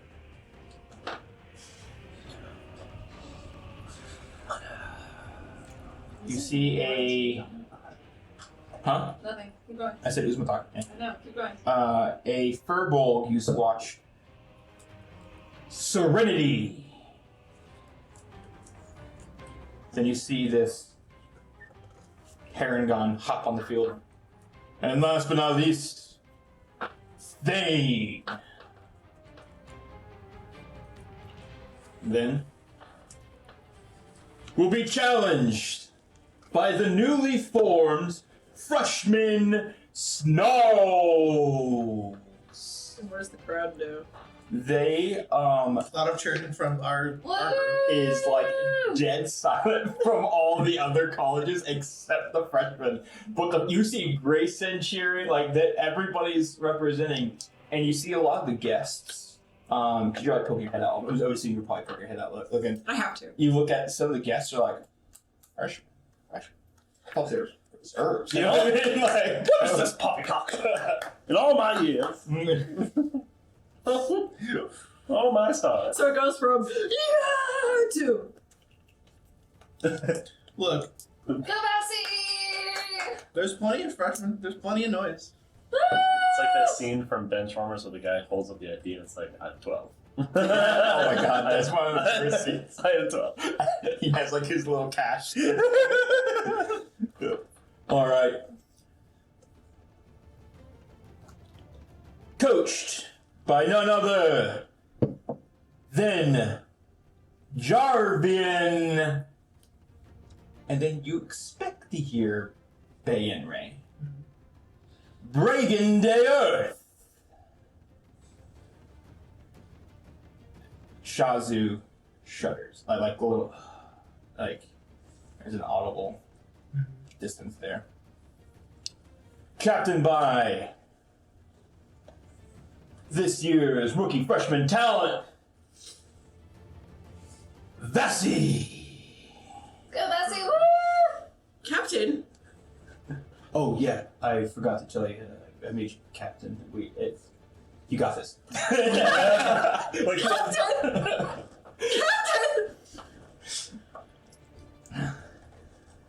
you run out there. Astra's upset they didn't say her whole name. Are you guys cheering? Woo! Woo! Yeah, sports! Joined by other rookie phenomenons, Ragdoor, Stonecog, How come I only got Yay! Thorhan, Shimmermaw, Shazoo, Dax, Atar, Bay, and Ray. I think that they thought her first name was Captain.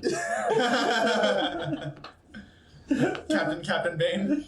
Captain Windcaller, Captain Windcaller, Captain Windcaller, Captain Windcaller. Greta Goru. They hand you the amulets, place around. Jarvian looks at you, 5. Alright, team. This is, Say your whole name, you coward! what is in the name is important. You got this. All of you got this. He looks to you. Whatever you do, win or lose, this is a first. You are firsts. Be the lasts. And he kind of backs up, looks at Shazu, nods. What the fuck are you waiting for? Get ready, let's go, come on. He starts Stop staring. Fucking get on the field. He walks over to Get outta he here. walks over to the ground, and then you see on the other side Valentine walk to the ground. He looks over. Valentine winks. They both reach the ground, and then once again 2 crystal towers, stalagmite almost in structure, then to form, and they become these massive cylinders. And then again the sun hits. That was my nickname in high school. Massive cylinder. You know who else has a massive cylinder? Melly. I said that. Sometimes. The rainbow almost bridge, right? It just starts to create, and then there's the logos, and you see this ball of energy just, and the ground shakes, and the snarl begins to develop, this miniature snarl. You see Jarvin go, this was dangerous. No, it's fine. He's not a real snarl, right? Right? Right? And then Witherbloom, there's this like leaves that begin to like swirl around, and then they begin to just turn into this mud, and they just droop, and the leaves begin to just turn into this muddy creature. Ooh, gross. It is very creepy looking. I have to touch that. Let's taste it. Oh man, I'm so glad I got 5 soaps. They touch their amulets, and then the 2 objects appear to the top of the towers. With that be said, we are going to be doing. We made a decision to kind of combine two systems for our Mage Tower, and the system we're going to be using is called Dogs. And so you can check out our Patreon. There will be something on there for you guys to check out with the dog system to get familiar with it. But so for the purpose of this, we're going to be, just stay with us, we're going to be doing a different system. It's going to be a lot of fun. We've already made our character sheets for it. It's going to be really, really cool. So let's set up this battle. Let's set up this dice tray for us, okay? Yeah. All right, welcome back. We got our tray out. This is where we'll be showing our dice. We'll try to talk about as much as we can for our podcast listeners. But essentially, this will be your bank side, this will be my bank side, and then our competition dice. Right. Competition dice go in the middle. Yep. And for a brief overview of the dog system, we basically take turns presenting 2 dice. So we take turns being the attacker with 2 dice with a total number, and the other person has to either match or beat it with 2 dice, or beat it with 3 dice and take a penalty, or choose to surrender. Or beat it with 1 dice into a counter. Yeah, or beat it with 1 dice and beat to a counter, which we will get there. But basically, we get to roll a shit ton of dice. We'll try to describe as best we can all the dice that we're rolling. And part of it is that we don't want to roll all of them all at once, so that we can not let the others strategize against us. Mm-hmm. Kind of want to keep things surprising. And, we're keeping things surprising, but we're also looking at, the dice. And I could save a bunch of D10s, but I could roll a bunch of ones with them. So, if this content is fun for you, you should check out our Patreon, where we have an entire session based off of this particular rule set. Yeah, it was a lot of fun. It's a lot of fun. That's why we decided to do this. We thought this would be a way to keep it fresh and roll the massive amount of dice that we will accumulate. Yeah. All right. So what we're going to be doing for this one, we're doing a little tweak. So we're, instead of just doing a 2 dice set, we're going to do a mind, spirit, and body. Okay. Because this is both close-up violent, but also range violent due to the nature of that. So go ahead and roll your body, spirit, and mind. For me, I have 3 body, 6 spirit, and 2 mind. These are D6s. Yes. I have 2 mind, 5 body, 4 spirit, so I'm going to be rolling 11 dice.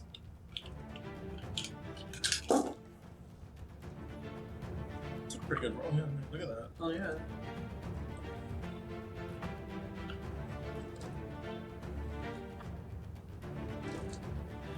High number, good. High number good, yes. That's not sure. Somebody tell me why I have real performance anticipation for my favorite character. Because you're good role player. Thank You are inhabiting the spirit of someone who has to win. She has to win. There, finally got a 6. You got more 6 than me. Yes, I Well, did. for now. All right. So And I'm going to go ahead and roll. I need to win, and I'm making it everyone's problem. all right. So that was another D4. So what we're going to do now is you take the highest combination of 2 that you have. Mine's 11, yours is 12. Yep. So you would get to go first. So go ahead and raise up 2 dice for me to defend. Okay. So, basically, Vassie, in a moment of sudden clarity, she's looking around, she's seeing the swaths of people, and everybody, it's not like the cheering that she saw for the other games while she was spectating. There's a lot of people paying extra attention now. There's the defending champions, and then there's this team that they've never seen before, and she can tell that there's this, now what are these kids gonna do? And she intends to show them now. So she is going to call out the code name for a skirmish that they do, and she and Shazzy are going to go right ahead into their offensive and start barreling towards the people that are in front of them, and she's going to have her sword drawn, and she's ready to counteract whatever they've got coming for her. So I'm going to put forward 9.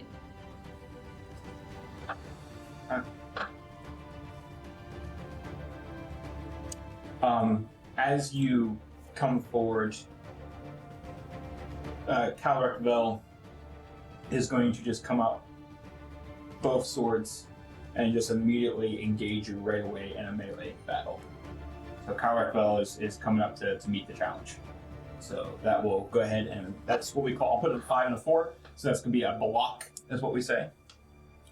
And so now I blocked, I will get to now go. What I'm going to do is I'm going to, as Clockwork is like in a battle of swords with you, he's going to just whistle and Uther. So I'm going to roll for Uther, which is a 1d6 relationship that I have. I rolled 1. Yay, Uther. And Uther is going to go ahead and just start circling. He's going to try to like bite behind you. And so he's going to meet Thorhan, our guy in the middle, who also rolled 1. And he's going to run into our middleman, our guy that is helping the offense, helping the defense. So I put a 5-4 up. You put a 5-4 up? Yep.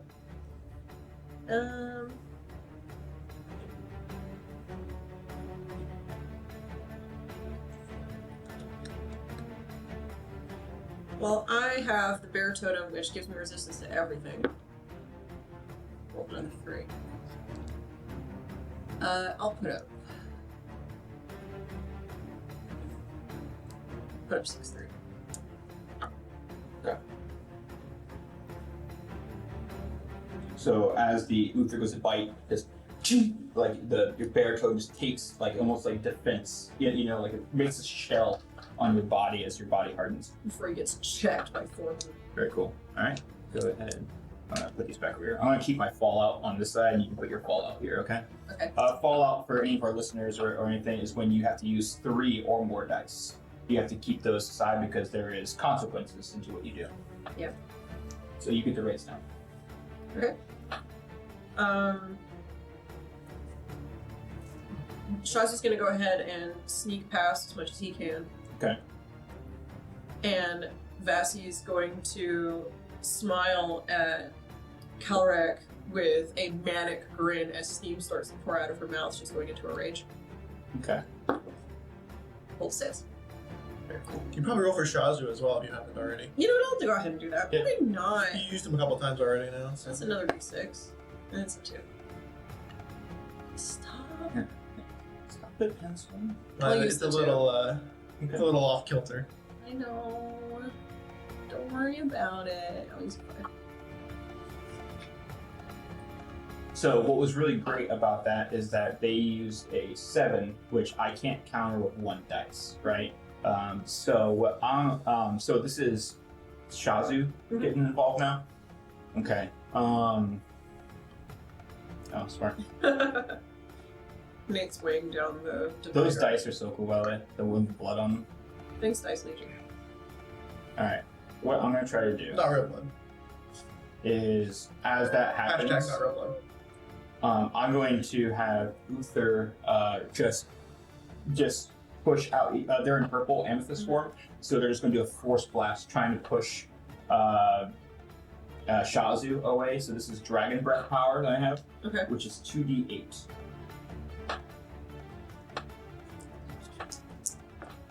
Okay, a 3 and a 2 is not what I was looking for, but it's something, right?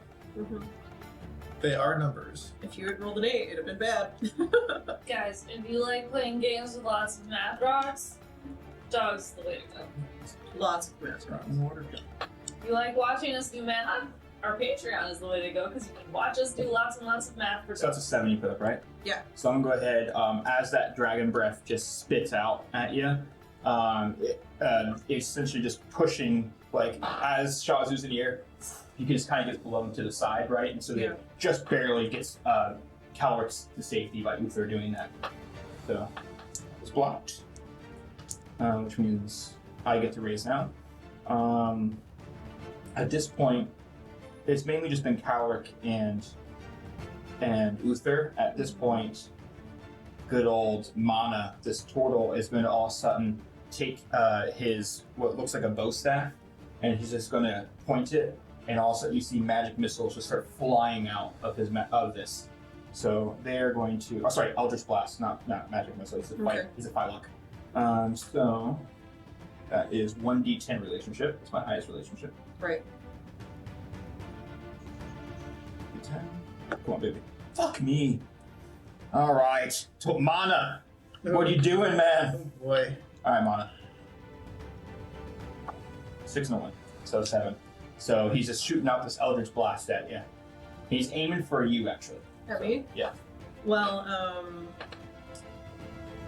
you'll need more than magic to defeat me. I'm gonna roll a 1d10 for that.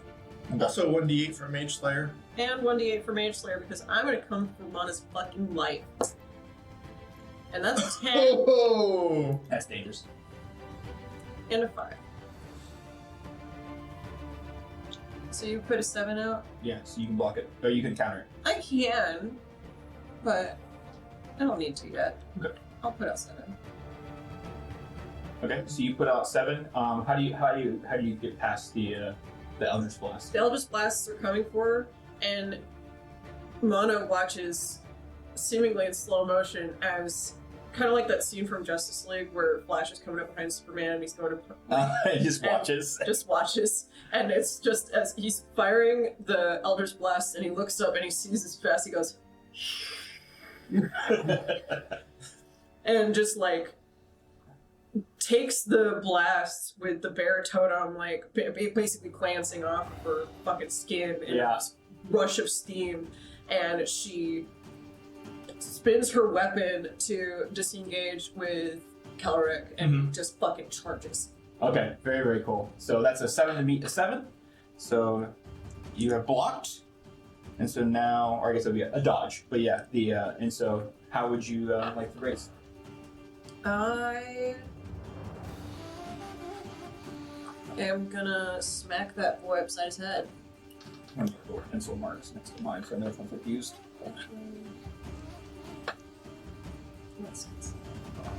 Yeah, there we go. I put up 9. 9? Okay. 1 second. Just marking off some stuff I've used. And you know, I've been using my katana. I'll roll the dice for my katana. Okay. 2 6s. Okay. Not bad. And you're charging, who are you charging at? Are you Mana. That's because you spent away. Okay.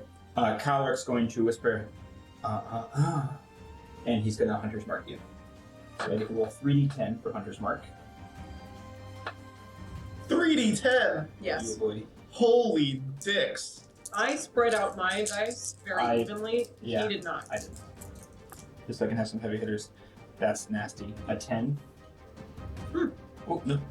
10. I'm glad I saved mine. A 7. Okay. And a 5. Okay. Hunter's Mark was never so effective. And I think so it's not on purpose. this is the better version of Ranger. Yeah. And Right. so as he does that to you, he like kind of just looks to the ground and like he like this little like flick of his wrist and a root grabs at your leg. So he's going to block. And counter. He's going to counter. So what ends up happening with a counter is I block with 1 dice. So she has 9, I put up a 10. So that means that I can now, in my raise, use that same dice again and add in, let's say, a 7. So that one gets to go. You no fallout for you.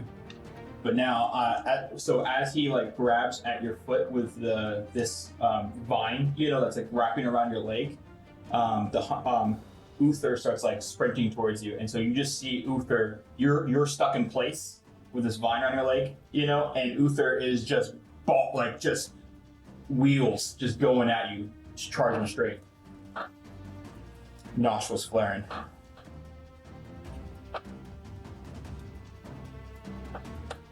Does he think this is my first fucking rodeo? Does he think that this is the first time somebody has done the bait and switch on me? I'm a professional. I was a member of the Dockwalkers for years before I came to this institution. This is far from my rookie season. First of all, I'm Vesna Galora Nefertiti fucking Windcaller. And I'm a merciless fucking Dockwalker. So that's a D10. I didn't roll very well, but I rolled a 4. And then you can count on me to put on a show. You want a show? You can count on it. I'll take that 3. I don't care. And so 17 is poo poo pee pee.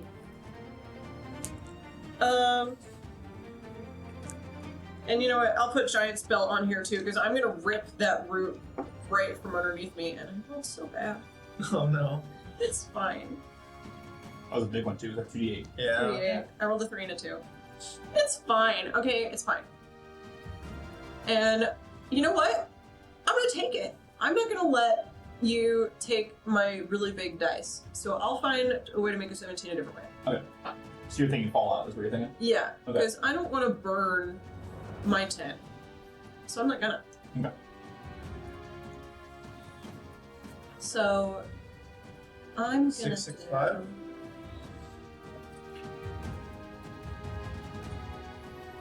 665 is kind of the only other way, isn't it? I would imagine so. Yeah, you don't want to waste 3 6s, so you might as well do 665. Yeah, you'll have a 7, right? Or I can do 4 dice and just suffer the consequences. So I'll do 6, 11. What are you guys doing as you guys are watching this fight? As she's thinking about this? Well, she's about to take a hit, right? Yeah, Yeah, you see Uther just bearing in. Yeah. Yeah. I'll use 2 things. Well, I've been smoking all sorts of Malar's leaves, so I'm just cheering for her. You're cheering, yeah. Go, Lassie, go! It's super exciting. It's super exciting. And to have Woo! them, you guys haven't got to see the Mage Towers yet, so to see the Mage Towers, you know, it's pretty Man, cool. no, super gorgeous. All You those see, dang colors. in- What? In like a football game, like there's usually like the band plays when somebody's doing like a touchdown or something, or like just like some kind of thing to like get everyone excited for the next play. Yeah. But since Mage Tower just kind of keeps going, Keeps going constantly. I It's very imagine the basketball. show band just kind of like matches the ebbs and flows and like Yeah. keeps like Yeah. like so like As they this see is- Uther bearing, you know. Now, when Astral- do they play Hey Baby, though? Astral probably wins, but it's fine. You never bet against the wind collar. You never fucking bet against a wind collar. I need a D8. So you're kind of like taking the hit on this one, because Fallout, you don't get the full. You block it, but like you take something out of it. So we'll say for the purpose of this one, Uther just head down targeting, ejection from NCAA, but hits you right in the hip, and it breaks the root, like the vine around you, the force of it. But your hip is going to be so badly bruised. Like this was a hard hit here. So these 4 will just to keep track. You have 4 Fallout so far. Mm-hmm. Which, by the way, Fallout is the risk that you take, but it can also be a reward in the end because you can roll something that's actually good for you. You get better from conflict, right? We as people learn from conflict. Yeah, so the Fallout basically is what's going to happen after the conflict. Yeah. We'll resolve it later. Yeah. What are the consequences? They're done. But Astra, did you actually go and put that bet on Bassie? Because I knew you were talking about it before. Are you asking if Astra bet on these games? The answer is absolutely yes. All right. So with that being said, I did my raise. You did your. You took the blow, but how are you going to now raise it back? Like Astra has 10 gold on the outcome of this game. Only 10 gold. Go up your bet, girl. Hey, it's too late now. She's gonna look up and she's gonna notice that Greta and Ragdor are just fucking holding. Okay. All of the training that we've done, again, like with Witherbloom specifically in mind, Mm-hmm. they are just holding it down the best they can. And she looks at that and she goes, Captain Windcaller. Captain Windcaller. Captain fucking Windcaller. And I'm gonna roll my Greta and Ragdor dice. Got a 7. That's not bad. And I'm gonna flip that back on you, my buddy. Okay. Put 10 up. Ooh, 17. There's that 17. Okay. All right. So what are you doing offensively against me? She's going to spin around, practically spitting fire. And honestly, because she's been doing this pyromancy for beginners and this flame dancing, she pinwheel kicks to get her balance up, and it comes out in a swirl of flame that any reasonable person would flinch away from. And in that second, she hops up and ignores Calrek and Uther entirely and just books Okay. As this like flame starts to come out, gosh, that's a hard one. That's some stuff that you threw at me. Putting some pressure. Yeah. Right back. I'm gonna use the Frostbrand short sword to try to block some of the flames. So like to have this frosted sword from his father, try to block a little bit. So that's 2 5s. That's not too bad. Not bad.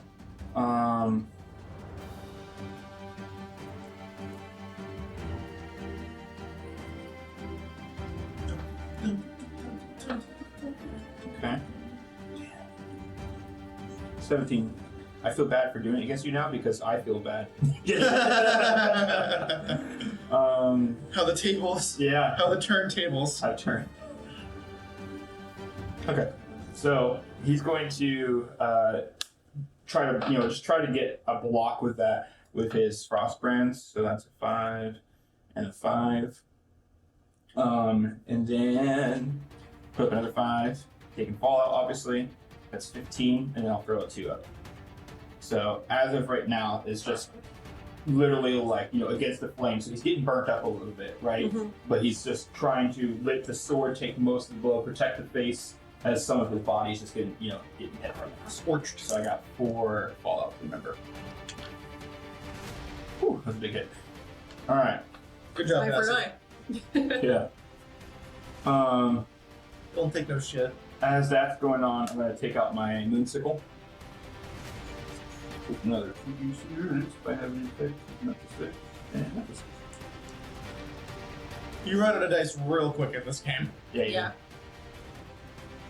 Anybody who plays Warhammer will be well equipped for it at least. You're right. I didn't run out of dice. Oh, and you know what? I'll roll a d6 and we'll call that I'm an eternal flame baby. It's another one, but Ooh. don't worry about it. I'm going to cast Cure Wounds on myself, which is a 1d6. 1d6. Let's.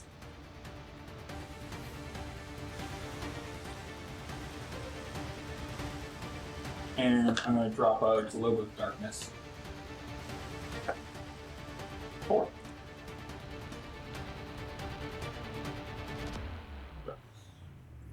Okay, so with that being said, I'm going to go ahead and put 6 and 4 up. That's 10.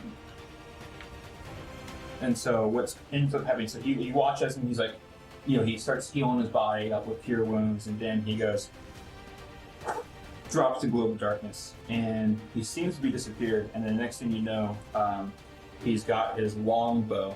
Oh no, I pulled Moonsicle.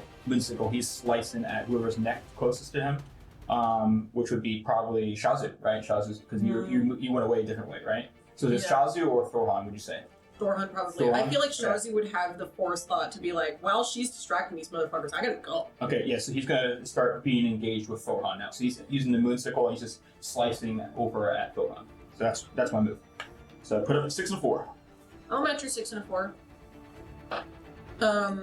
Thorhan is a big fucking dude, and he's just using his chronergy, just like spinning the wand, fucking dodging your things, smacking you before you can look up, but you're giving him a run for his money, but blow for blow. Okay. Yeah, so you block it. Block. Seem quick, but blocking a 10 is no easy feat, so. No. I'm gonna scurry up the crystal tower like a fucking squirrel. Who do I run into? So my 2 defenders, just so you know, are Mana, who's a little bit out of position right now because they went to go help out. So the person you're gonna run into is that Harengon monk named Thane.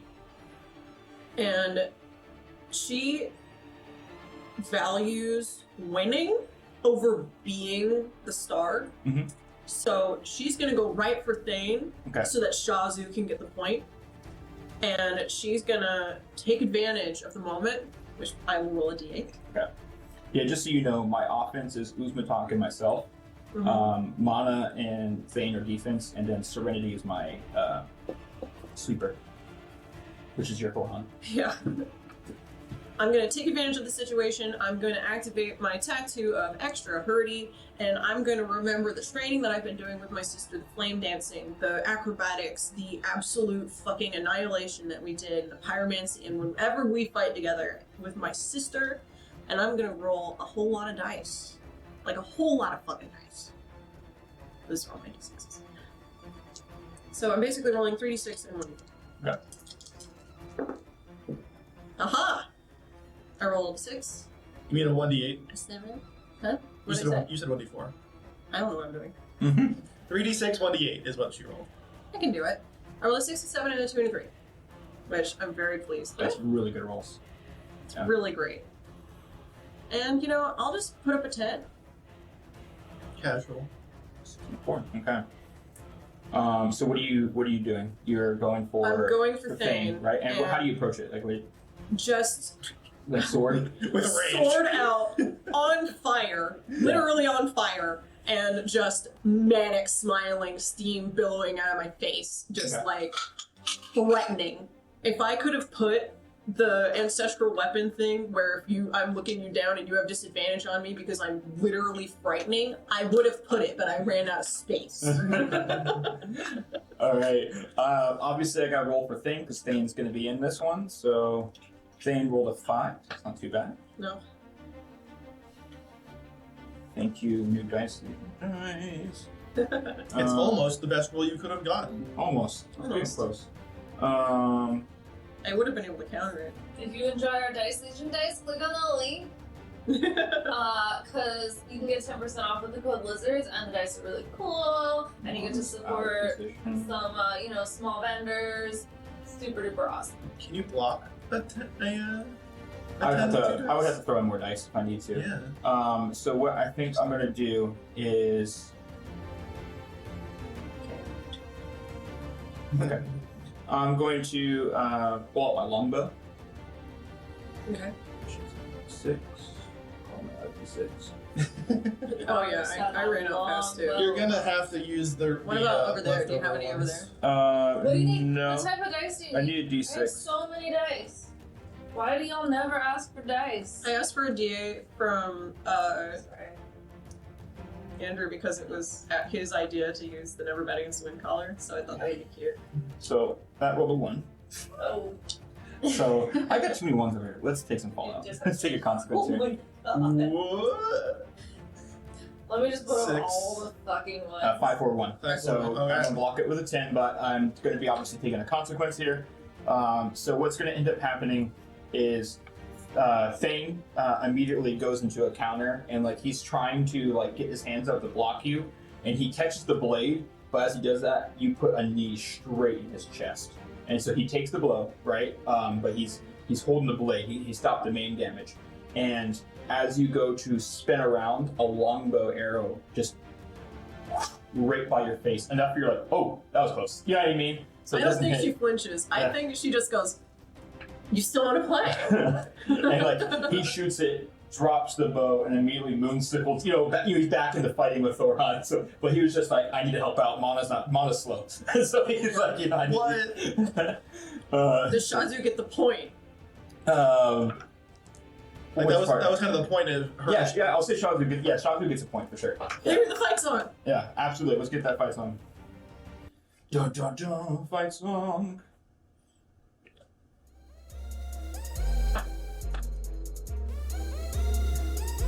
Points for the freshman Snarls.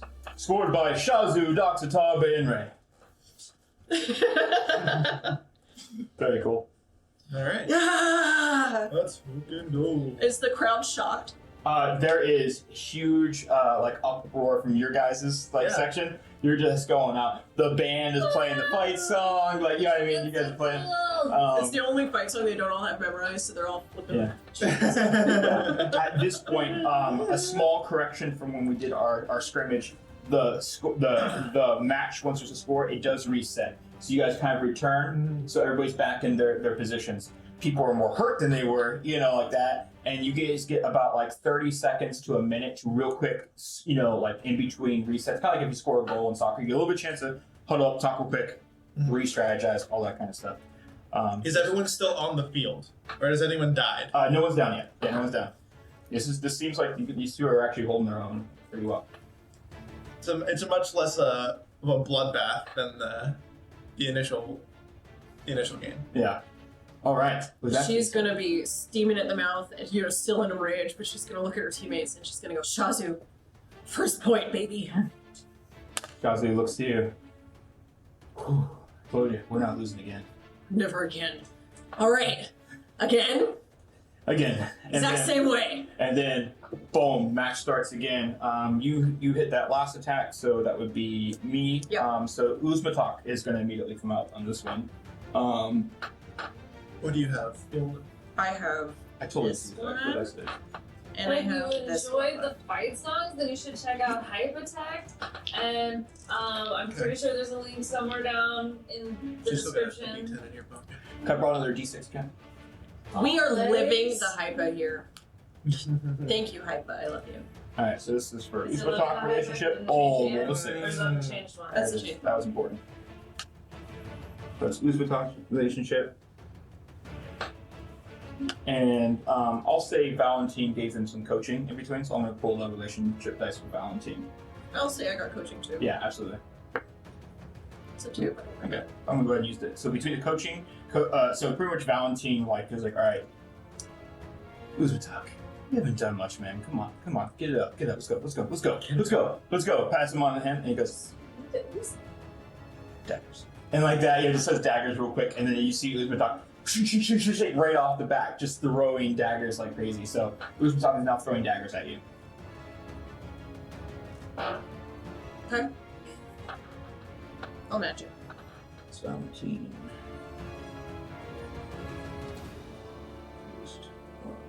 Put monos on this side so I remember. Look. Okay, so you match it? Yep. 7 to 3? Okay, so how do you react? You can dodge or block. What do you do? Oh, in the most... She just is running through it, sword spinning and flaring and just with streams of fire coming after it. Very cool. Just like at full tilt. Full fucking tilt. Teeth baring. Like she's dodging what's absolutely necessary, taking a few nicks on the way, and absolutely just coming for his neck. Very cool. Trying to make all my dashes in the same spot. Right. Alright. Okay, so you're able to just almost like incinerating these daggers from the flame of the sword, as you block those. So those have been blocked. That's cat's dice. You can just keep it until you need it. Yeah, I'll keep it over here if that's possible. Alright, so that was my attack. That means that you get to now raise.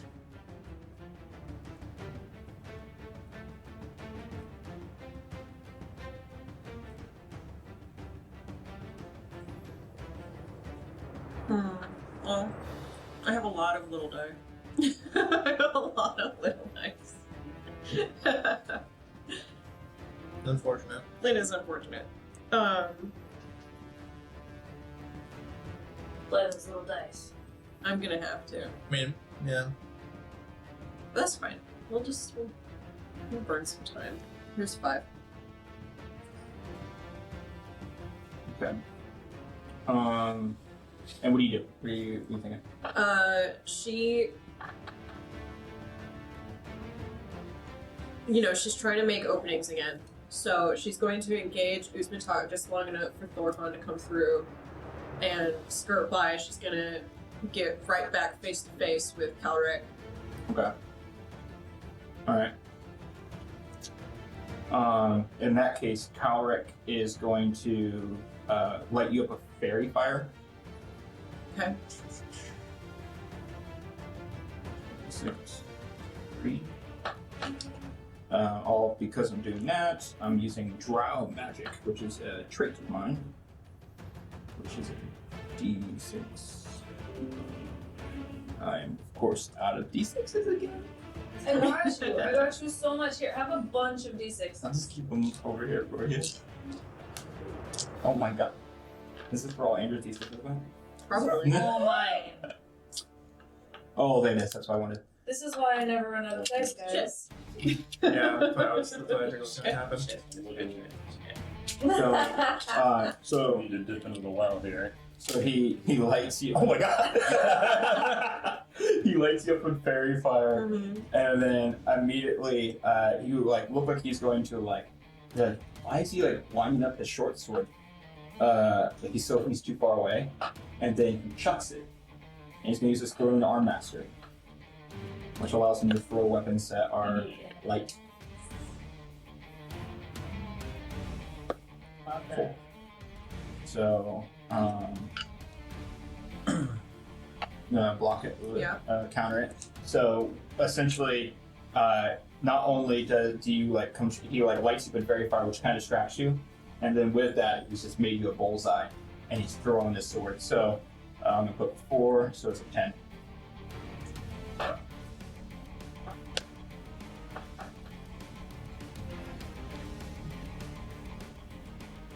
Getting real low over here.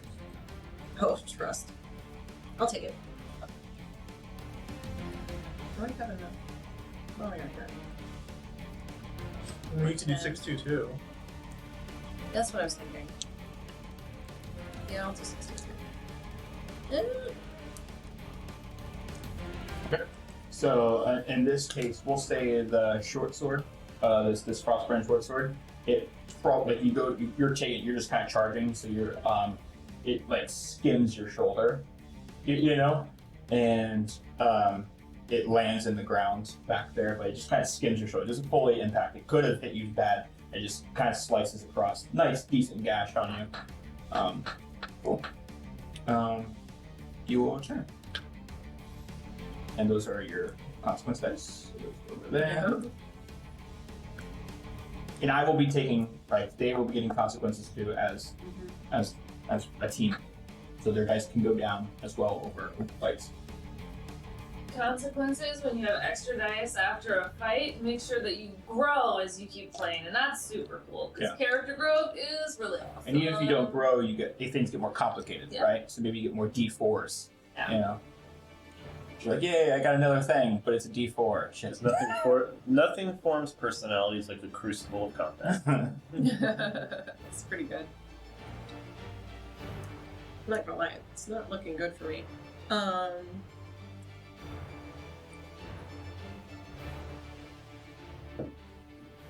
I'll put out 9. Yeah, okay. Well, 8. I'll put out 8.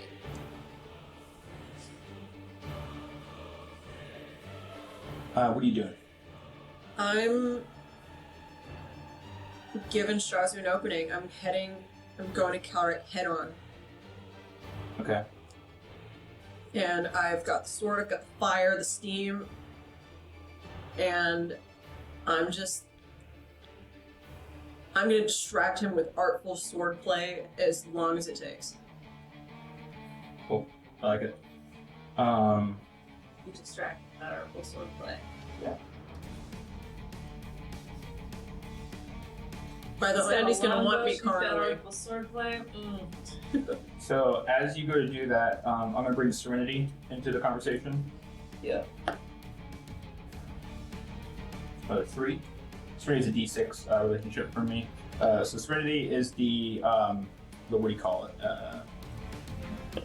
She's a druid monk for Volk, and so she is the sweeper. So she's supposed to be offense defense. She's about to go help out Kara, and then she sees Shazu, and so she immediately turns into a bear, just wild shapes into a bear right in front of Shazu. So that's what she's currently doing to kind of take care of the situation. I imagine that bears are Shazu's weakness. And I will say... I heard it. And I'll say Uther is going to try to intercept you. So Draconic Gift is the trait I'm taking here. That sucked. That was a 2. Let's go ahead and put a 2 up. I see you have one, so let's put a 4. That's what, 6? I gotta need 12. No, it's 8. Why did I make that? I literally, I don't know. That is amazing from me, if I must say myself. And then we'll go ahead. I'm gonna do 4 fallout. Okay. Yeah. Man, these Wither Bloom boys I are need to gonna give these be ones. fucked up Yeah. after this. So what's ended up happening is the bear is gonna get impaled by Shazu. We're actually gonna say Serenity goes down from her B shape, like immediately, just goes back into normal person, and we'll say Shazu gets a finishing blow. So Serenity's out for this match. So we'll say Serenity, just so I know. We'll mark her. So that's the blow I'm taking there. As far as the relationship for Clockwork, he's able to keep you at bay with his swordplay. His swordplay seems to be on board with you. I'm fucking playing with him. I'm not trying to hurt him. We're just fucking dueling. You're telling me, dog. I've got a distinct numbers disadvantage going on here. Alright, so that was my defense, right? Mm-hmm. Alright. Offense. Nature is my ally. 1d10.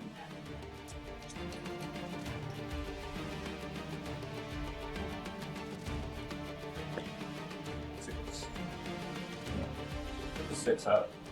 So what ends up happening is he's fighting you, and he closes his eyes and he just listens. And he's not even watching you, just ching ching ching, just listening for your movements, waiting every breath you take, helping him focus. And then he stomps, before you know it, does the Haku move where he stomps the ground and Gators his ally. These thorns start just like you didn't know, but these vines were like throwing thorns at you this whole time. So like he's just trying to keep you at bay, and thorns just being thrown at you. And because he's in a fight with you, the thorns are kind of coming for him too, because he's engaged. Mm-hmm. So he's gonna bring in the idea of his equipment, the studded leather, hoping that studded leather will, because you're not wearing armor, right? No, I have the bear. Yeah. So he's just hoping his leather armor is going to keep you it'll keep him safe. And that was a 2, so let's just use that 2. So 6 and 2, 8. Bassie's gonna look up, and she's running out of steam. And she's going to look at her team, and she's gonna look to Shazu, and it looks like he's almost there. She has to make sure he gets the fucking point. And things are not looking good. It's gonna take something she doesn't know that she has to actually pull this off, but she's like,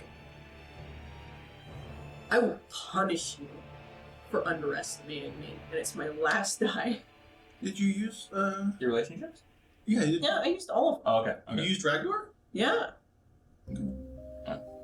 I've used all of Because he was them. on defense, so yeah. It just looks Yeah, you mentioned Greta and Yeah. Ragnar on defense. I remember from that. the get. Yeah. The problem is that I just from the beginning I have less dice than you. Mm-hmm. Yeah. This is the championship team, so they're the tough ones. It's a pretty good roll. I rolled a 7. That's a really good roll. So you could block that. You can't counter it, but you could block it. I can't block it, so Yeah. I'll block it. And she, You get rid of those ones, which is nice for you. yeah. She just comes in, and you watch as she like looks around in a fury, and then looks at you and just goes, and then just exhales blistering hot steam right in your face, and screams, and just holds you so that you're both taking the thorns. And she's just like, you're not gonna get me out, not without you with me. Alright. That's good. So let's go over here. And then those aren't fallout, so you can get those back right there. And so he's taking the blows, and he's just, he's really starting to feel the pressure. Go ahead and raise. See what you got. This is all I've got left. I have 4. Okay. So you're just squeezing, you bear hugging him, like Just- vice gripping him. But also, like, using my shorter stature and lower center of gravity to my advantage, I'm pulling him to shield myself with his body. Okay. I'm going to try to, as you're doing that, he's just going to put his middle finger down his leg and try to grab one of his daggers. Yeah. Ah, fuck. So as he does that, he's like, fuck, you're good. You're really good. And just digs the dagger in. So he blocks, he counters with stabbing you with the dagger. We'll say you're like out of dice, right? I've got one. So at One that left. point, you start to lose conscience as he's like twisting the dagger. But he finds, like, surprising but also not surprising, Yeah, her grip, even as she's fading out, yeah. is still I'll iron. say between rage, thorns, and all that, he goes unconscious too with you. So the two of you guys are just like on the ground, unconscious. Again, if I Fucking had German suplexes Yeah. as you both pass out. Again, if I had space for ancestral weapon, it would be indomitable. At 0 hit points, Yeah. I hit you. Yeah. And so, so at this point, I would get to keep that. You would only build that, so at this point you would have to concede. I So fold, yeah. so what ends up happening, so for me, Serenity and Clockwork are out, and then for you, your character is out.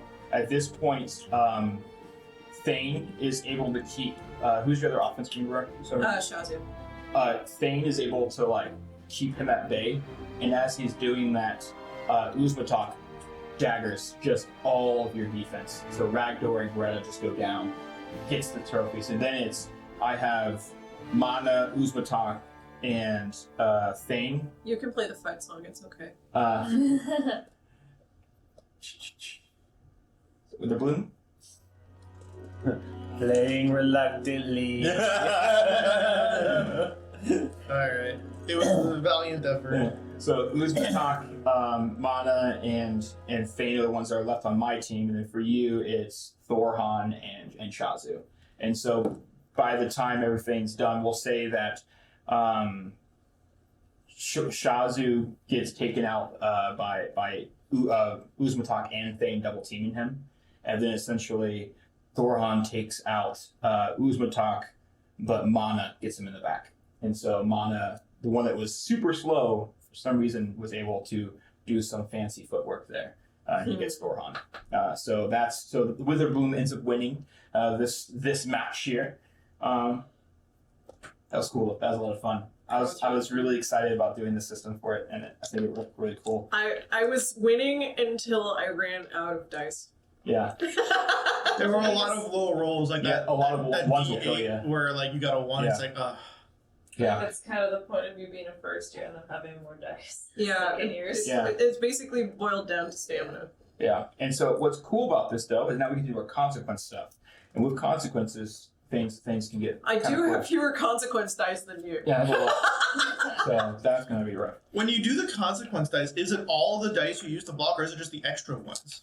It's the ones that it's all the ones that you had to use. That's wild, right? And then like it only counts the two Highest for the big thing. But then any ones can be things that you get better at. Right. So for this point, this was never deadly because there's these amulets that keep us safe, right? So this wasn't deadly, so this was roll violent, so we are going to be rolling d8s for all this. So I have 1, 2, 3, 4, 5, 6, 7, 8, 9, 10, 11 consequence dice. I have 7. I don't think I quite have 78. Oh, I got you. Or he's got No, you. John, do you want some 8s? I'm going to need some. I got you. Give me a Let sec. me not give you the rubber 8. It's probably still here. Give him a whole handful of dice. Give them all. Listen, as I get better, Witherbloom's gonna have to fucking count the fucking days. Is that the roll? No. Oh, not for me. Is it that? 8, 9.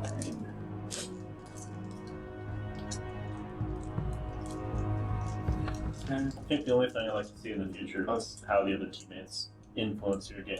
So Yeah. I tried to. Yeah. It's Start on doing it.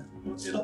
It'll be more of a team-based thing than because to be fair, it is Vassy is like is the character sheet. So I'll start writing Mage Tower playbooks.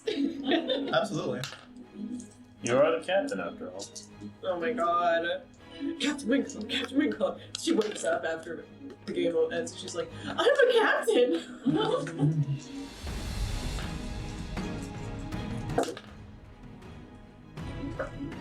Two highest or 2 seconds. No one. No ones. That fucking sucks. All the ones I rolled, and I didn't get any ones this time. I rolled 3s. I rolled the 2 highest sevens. combination is 16 for me, which means I choose a long-term consequence and are injured. Roll my body and compare the 3 highest dice to my consequence score. I'm also there.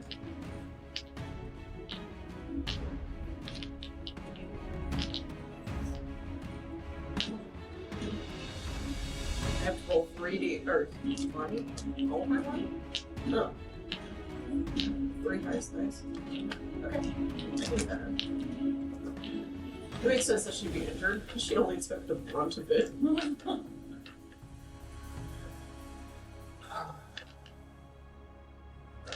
Bad news for me is I didn't roll a single one. I also didn't roll a single one. Nobody rolled any So ones. we will only get the growth from us just having a competition between each other. So, alright, I have to roll body. You're the same boat. Shoot, I have like way lower body than you. It's 14. Is that your body? This is my body. Bye-bye. It's telling me yes. Okay, I have a 5d6 body. Not gonna be able to pick that up like that. I was gonna try. Physics was gonna tell you. Maybe not. 3 highest is a 12 that doesn't beat 14. Now, for the purpose of this, badly injured wouldn't actually be anything. It's more the consequence thing. We'll say badly injured would be one of your characters has to go to the hospital. Yeah, I mean, It's probably me. yeah. And we'll say Coward is. We'll say Coward is definitely the person who has to go. So, because I did beat mine. I don't know if you beat yours, but I did not. I beat 16. I rolled 11. Is the flavor I had to beat that 14 and I rolled 12. Yeah. is the flavor that the amulet keeps you from dying, but it doesn't keep you from being injured? Yeah, if you take scorch wounds and stuff like that, you did take scorch wounds and stuff. Yeah. So, I'll say the thorns, and you like gripping. I'm gonna say you broke some ribs, some really bad ribs on my character.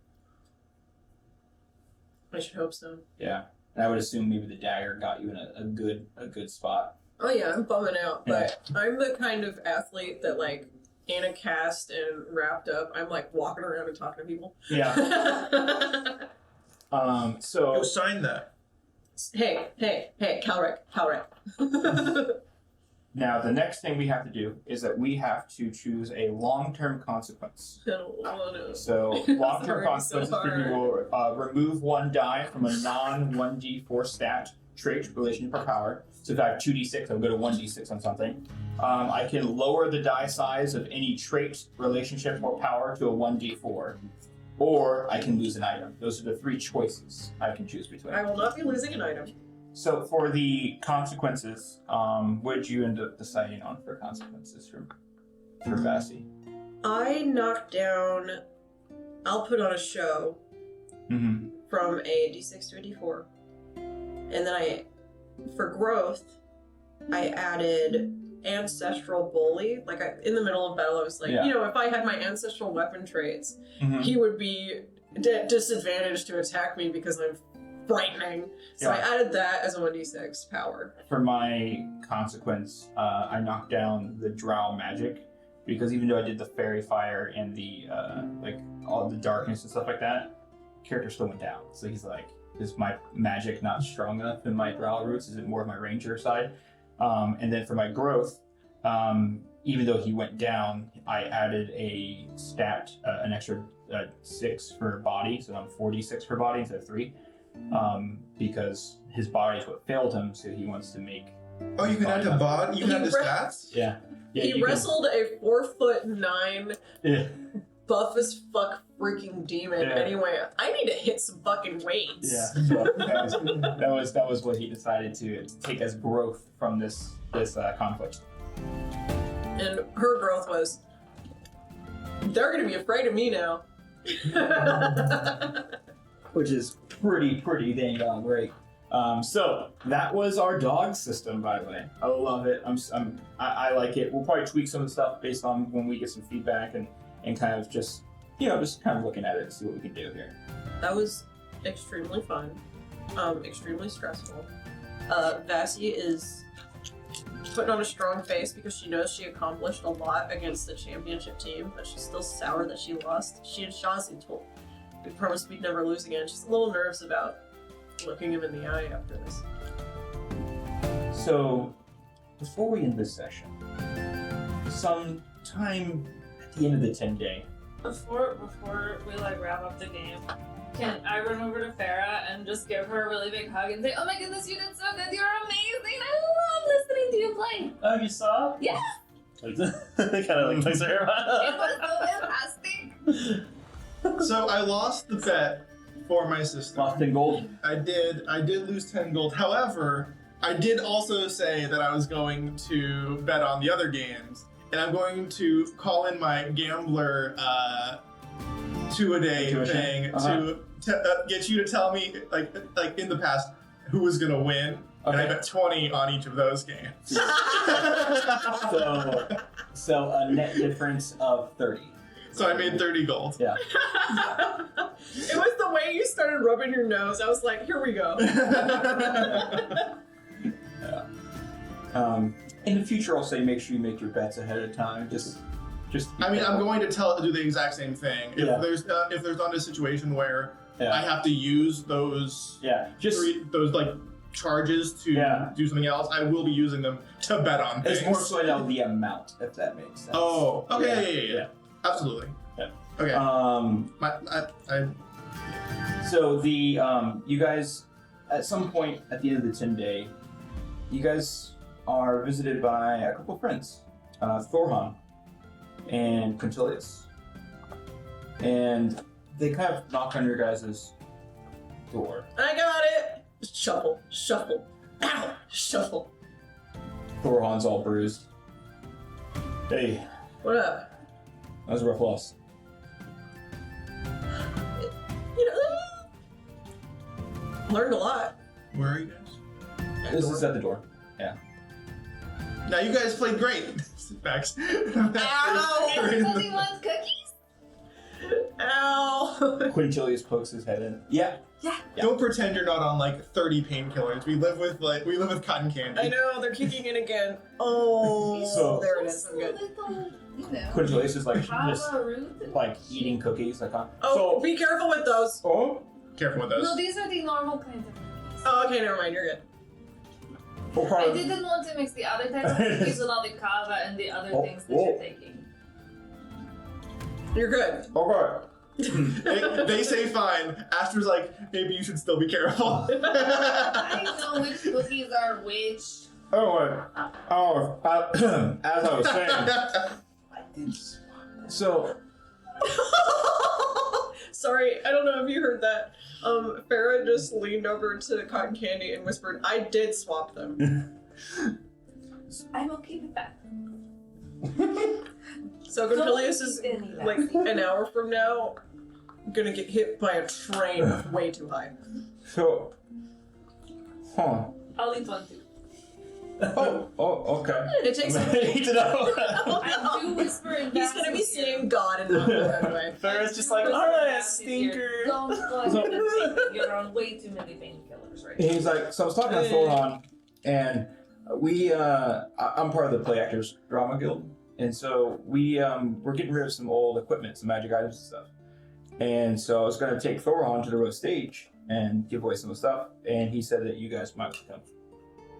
It's Yeah. it's like Yeah. no, some of the stuff is kind of lame. Like it's I mean it's like just basic like uncommon Lame stuff. stuff. Yeah, I'm in. But he's just like, he's like, there's some pretty cool stuff that we could probably go get if you guys want to. Let's do it. Okay, cool. You good to walk, buddy? Huh? Totally. Absolutely. I'm gonna cast levitate. She's still gonna like, ow. No, I'm just gonna have you hold a rope and I'll just pull you along. And we will say it is a different day, but we're still just nursing our bruises, and Or stab wounds. yeah, our stab wounds. Just wrap it around your titties and just be like, all right, let's go. And so Oh, you're Ow, right. after, ow. You're I fine. mean, if she's levitating, you could like carry her. You have to push her I though. mean, you push her with your body. Hey, It's Thorhan, can forward. you carry me to the roast stage, buddy? I mean, yeah, that's no problem at all. And he just kind of picks you up. Ow, ow. Oh, me too, but That's all good. hot case got the good for that if you want. I'm good. I got it. Don't worry. Tea? Oh, I'm good. Don't we have healing potions? It's I funnier feel like this that would way. be a lot for him right now. Was he the one that ate the cookies? Or No, the other guy? no. Quintilius. Quintilius ate the Quintilius ate cookies. Thorhan's not. Thorhan's fine. Yeah. Quintilius is on the ground staring at the ceiling. He will be in an hour. Eventually. So, anyways, it's at the road stage. So we could probably go and just pick through items. Some of the stuff's already been picked through. So, but we'll just see what we can get. Right on. What am I making a roll for? And that's for an intercession. Oh, okay. Fair enough. Roll for end of session. Over is I rolled a one. a menagerie of mimics. So, first of all, we want to say thank you so very, very much for joining us for episode 15 of Strixhaven. It was fun to get to try out the dog system with it. Really, really cool. If you want to see more fun with the dog system, go over to our Patreon where you can check out the Department of Geo Supernatural Services. 'Cause I know what game we played. If you want to see more dogs, adopt. But also, check out our Patreon content. That's actually true. That's true. You should adopt should dogs. They're awesome. Go to your local no-kill shelter and adopt a dog. He will be very happy to see you. We went to Humane Society, is what we did. Yeah. We're not being sponsored by any of this. Yeah. No, we just really we just like like dogs. Or cats, as it were. Yeah, cats are cool too. But anyway. Yeah, we also want to say thank you. Today we got to try using Michael Ghelfi's music for the first time, so it was really fun to get to use his. One of those guys that you should definitely go check out. But thank you to all of our thank you Hypertech for some fight songs. I'm excited. We are living the hype Living the in this hype. house. And so excited to get to show some of those other fight songs that we have too, like Lower Holds, if they win next time. And and Quandrix, who I should have showed, Silver Quill and Prismari. We got one You for can each play- one. Look Silver forward Quill. to it. You can play Silver Quill and Quandrix just for posterity. Maybe that's how I'll start the next session. Maybe. Maybe. I mean, they're each like Make you 10 wait. seconds. Make you wait. Yes, Do you want it? Answer me now. Do you want it? I'm sorry, did you say posterity? Did I? You did say posterity. Posterity. Don't worry about it. All right, who won the first match? Quandrix? Sure. Quandrix. Yeah, it was Quandrix, And then Silver Quill. and then Silver Quill, and then whatever. I'm gonna be keeping track of these. That was I'm gonna be Quandrix. keeping track of them. And then Because there's Silver Astro would Quill. do that. But it's in the little document that you just opened. I love the piano on this one. See, I'm role playing. it's weird. And Ranking. we want to definitely hear this one again. With a bloom. Okay.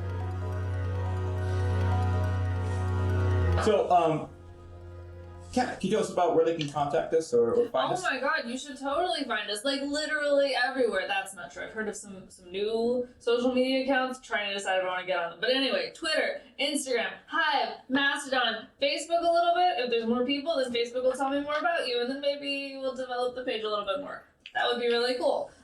There's also Patreon, and we are considering getting a coffee. So tweet me and let me know if you would like that more than Patreon. You know. Yeah, so many places to come and see us, and shout out to Dice Legion. Mm-hmm. Yeah, shout out to Dice Legion. If you want to support us but don't want to, subscribe monthly, you can go and buy yourself some awesome dice and use the link and the code Lizards for 10% off. Also want to give a shout out to You Want to Do What podcast. They are absolutely fantastic people. And we'll have a promo for them after we will have a promo after our outro. Yeah. Today, yeah. Because we got their super awesome promo, and Let's put some more stank on that title though. Like, you want to do what? that is actually how it's supposed to be. You said, want to do what? solid job, so Yeah. There you go. You want to do what? Put some spice on it. You want to do what? Thank you, Nathan. Love it. Thank you. That's right. That is how you should. Is that You're a right. Dice Legion? You mean you want to play a fairy? Use Rune Knight feature to become large, suplex it to Rask, and then fly away? I want to do all of that, just to be very clear. That sounds really pretty good. sick, Show actually. me how. Right? Anyways, You just write that down. can we roll that? Like, can we roll it? I did roll. I got a 1. Oh, I did roll, but can we?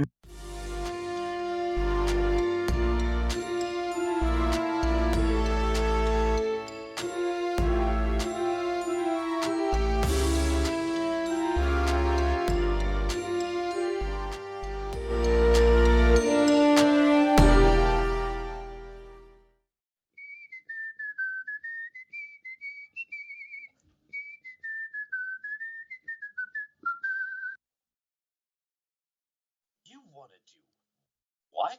I want to find the crystal ball to listen to Lizards on Locations. It's my favorite podcast. I'll look over here. Is this one? Oh, that's a shoe. Echo, what are you looking for? A crystal ball, sending stones, or even a watching pool. I just need to know what's happening with my favorite adventurers of Lizards and Locations. They're learning magic and practicing mischief in the halls of Strixhaven, and I need to know what happens next. Shut up, you freaky fairy. There are people here who wish to speak, you know.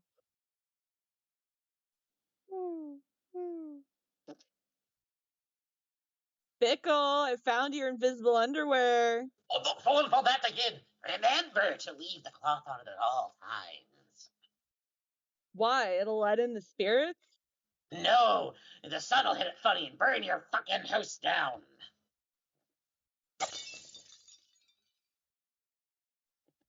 You smashed it.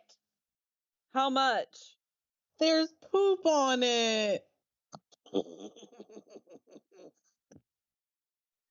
At least I can still listen to my favorite podcast. You want to do what?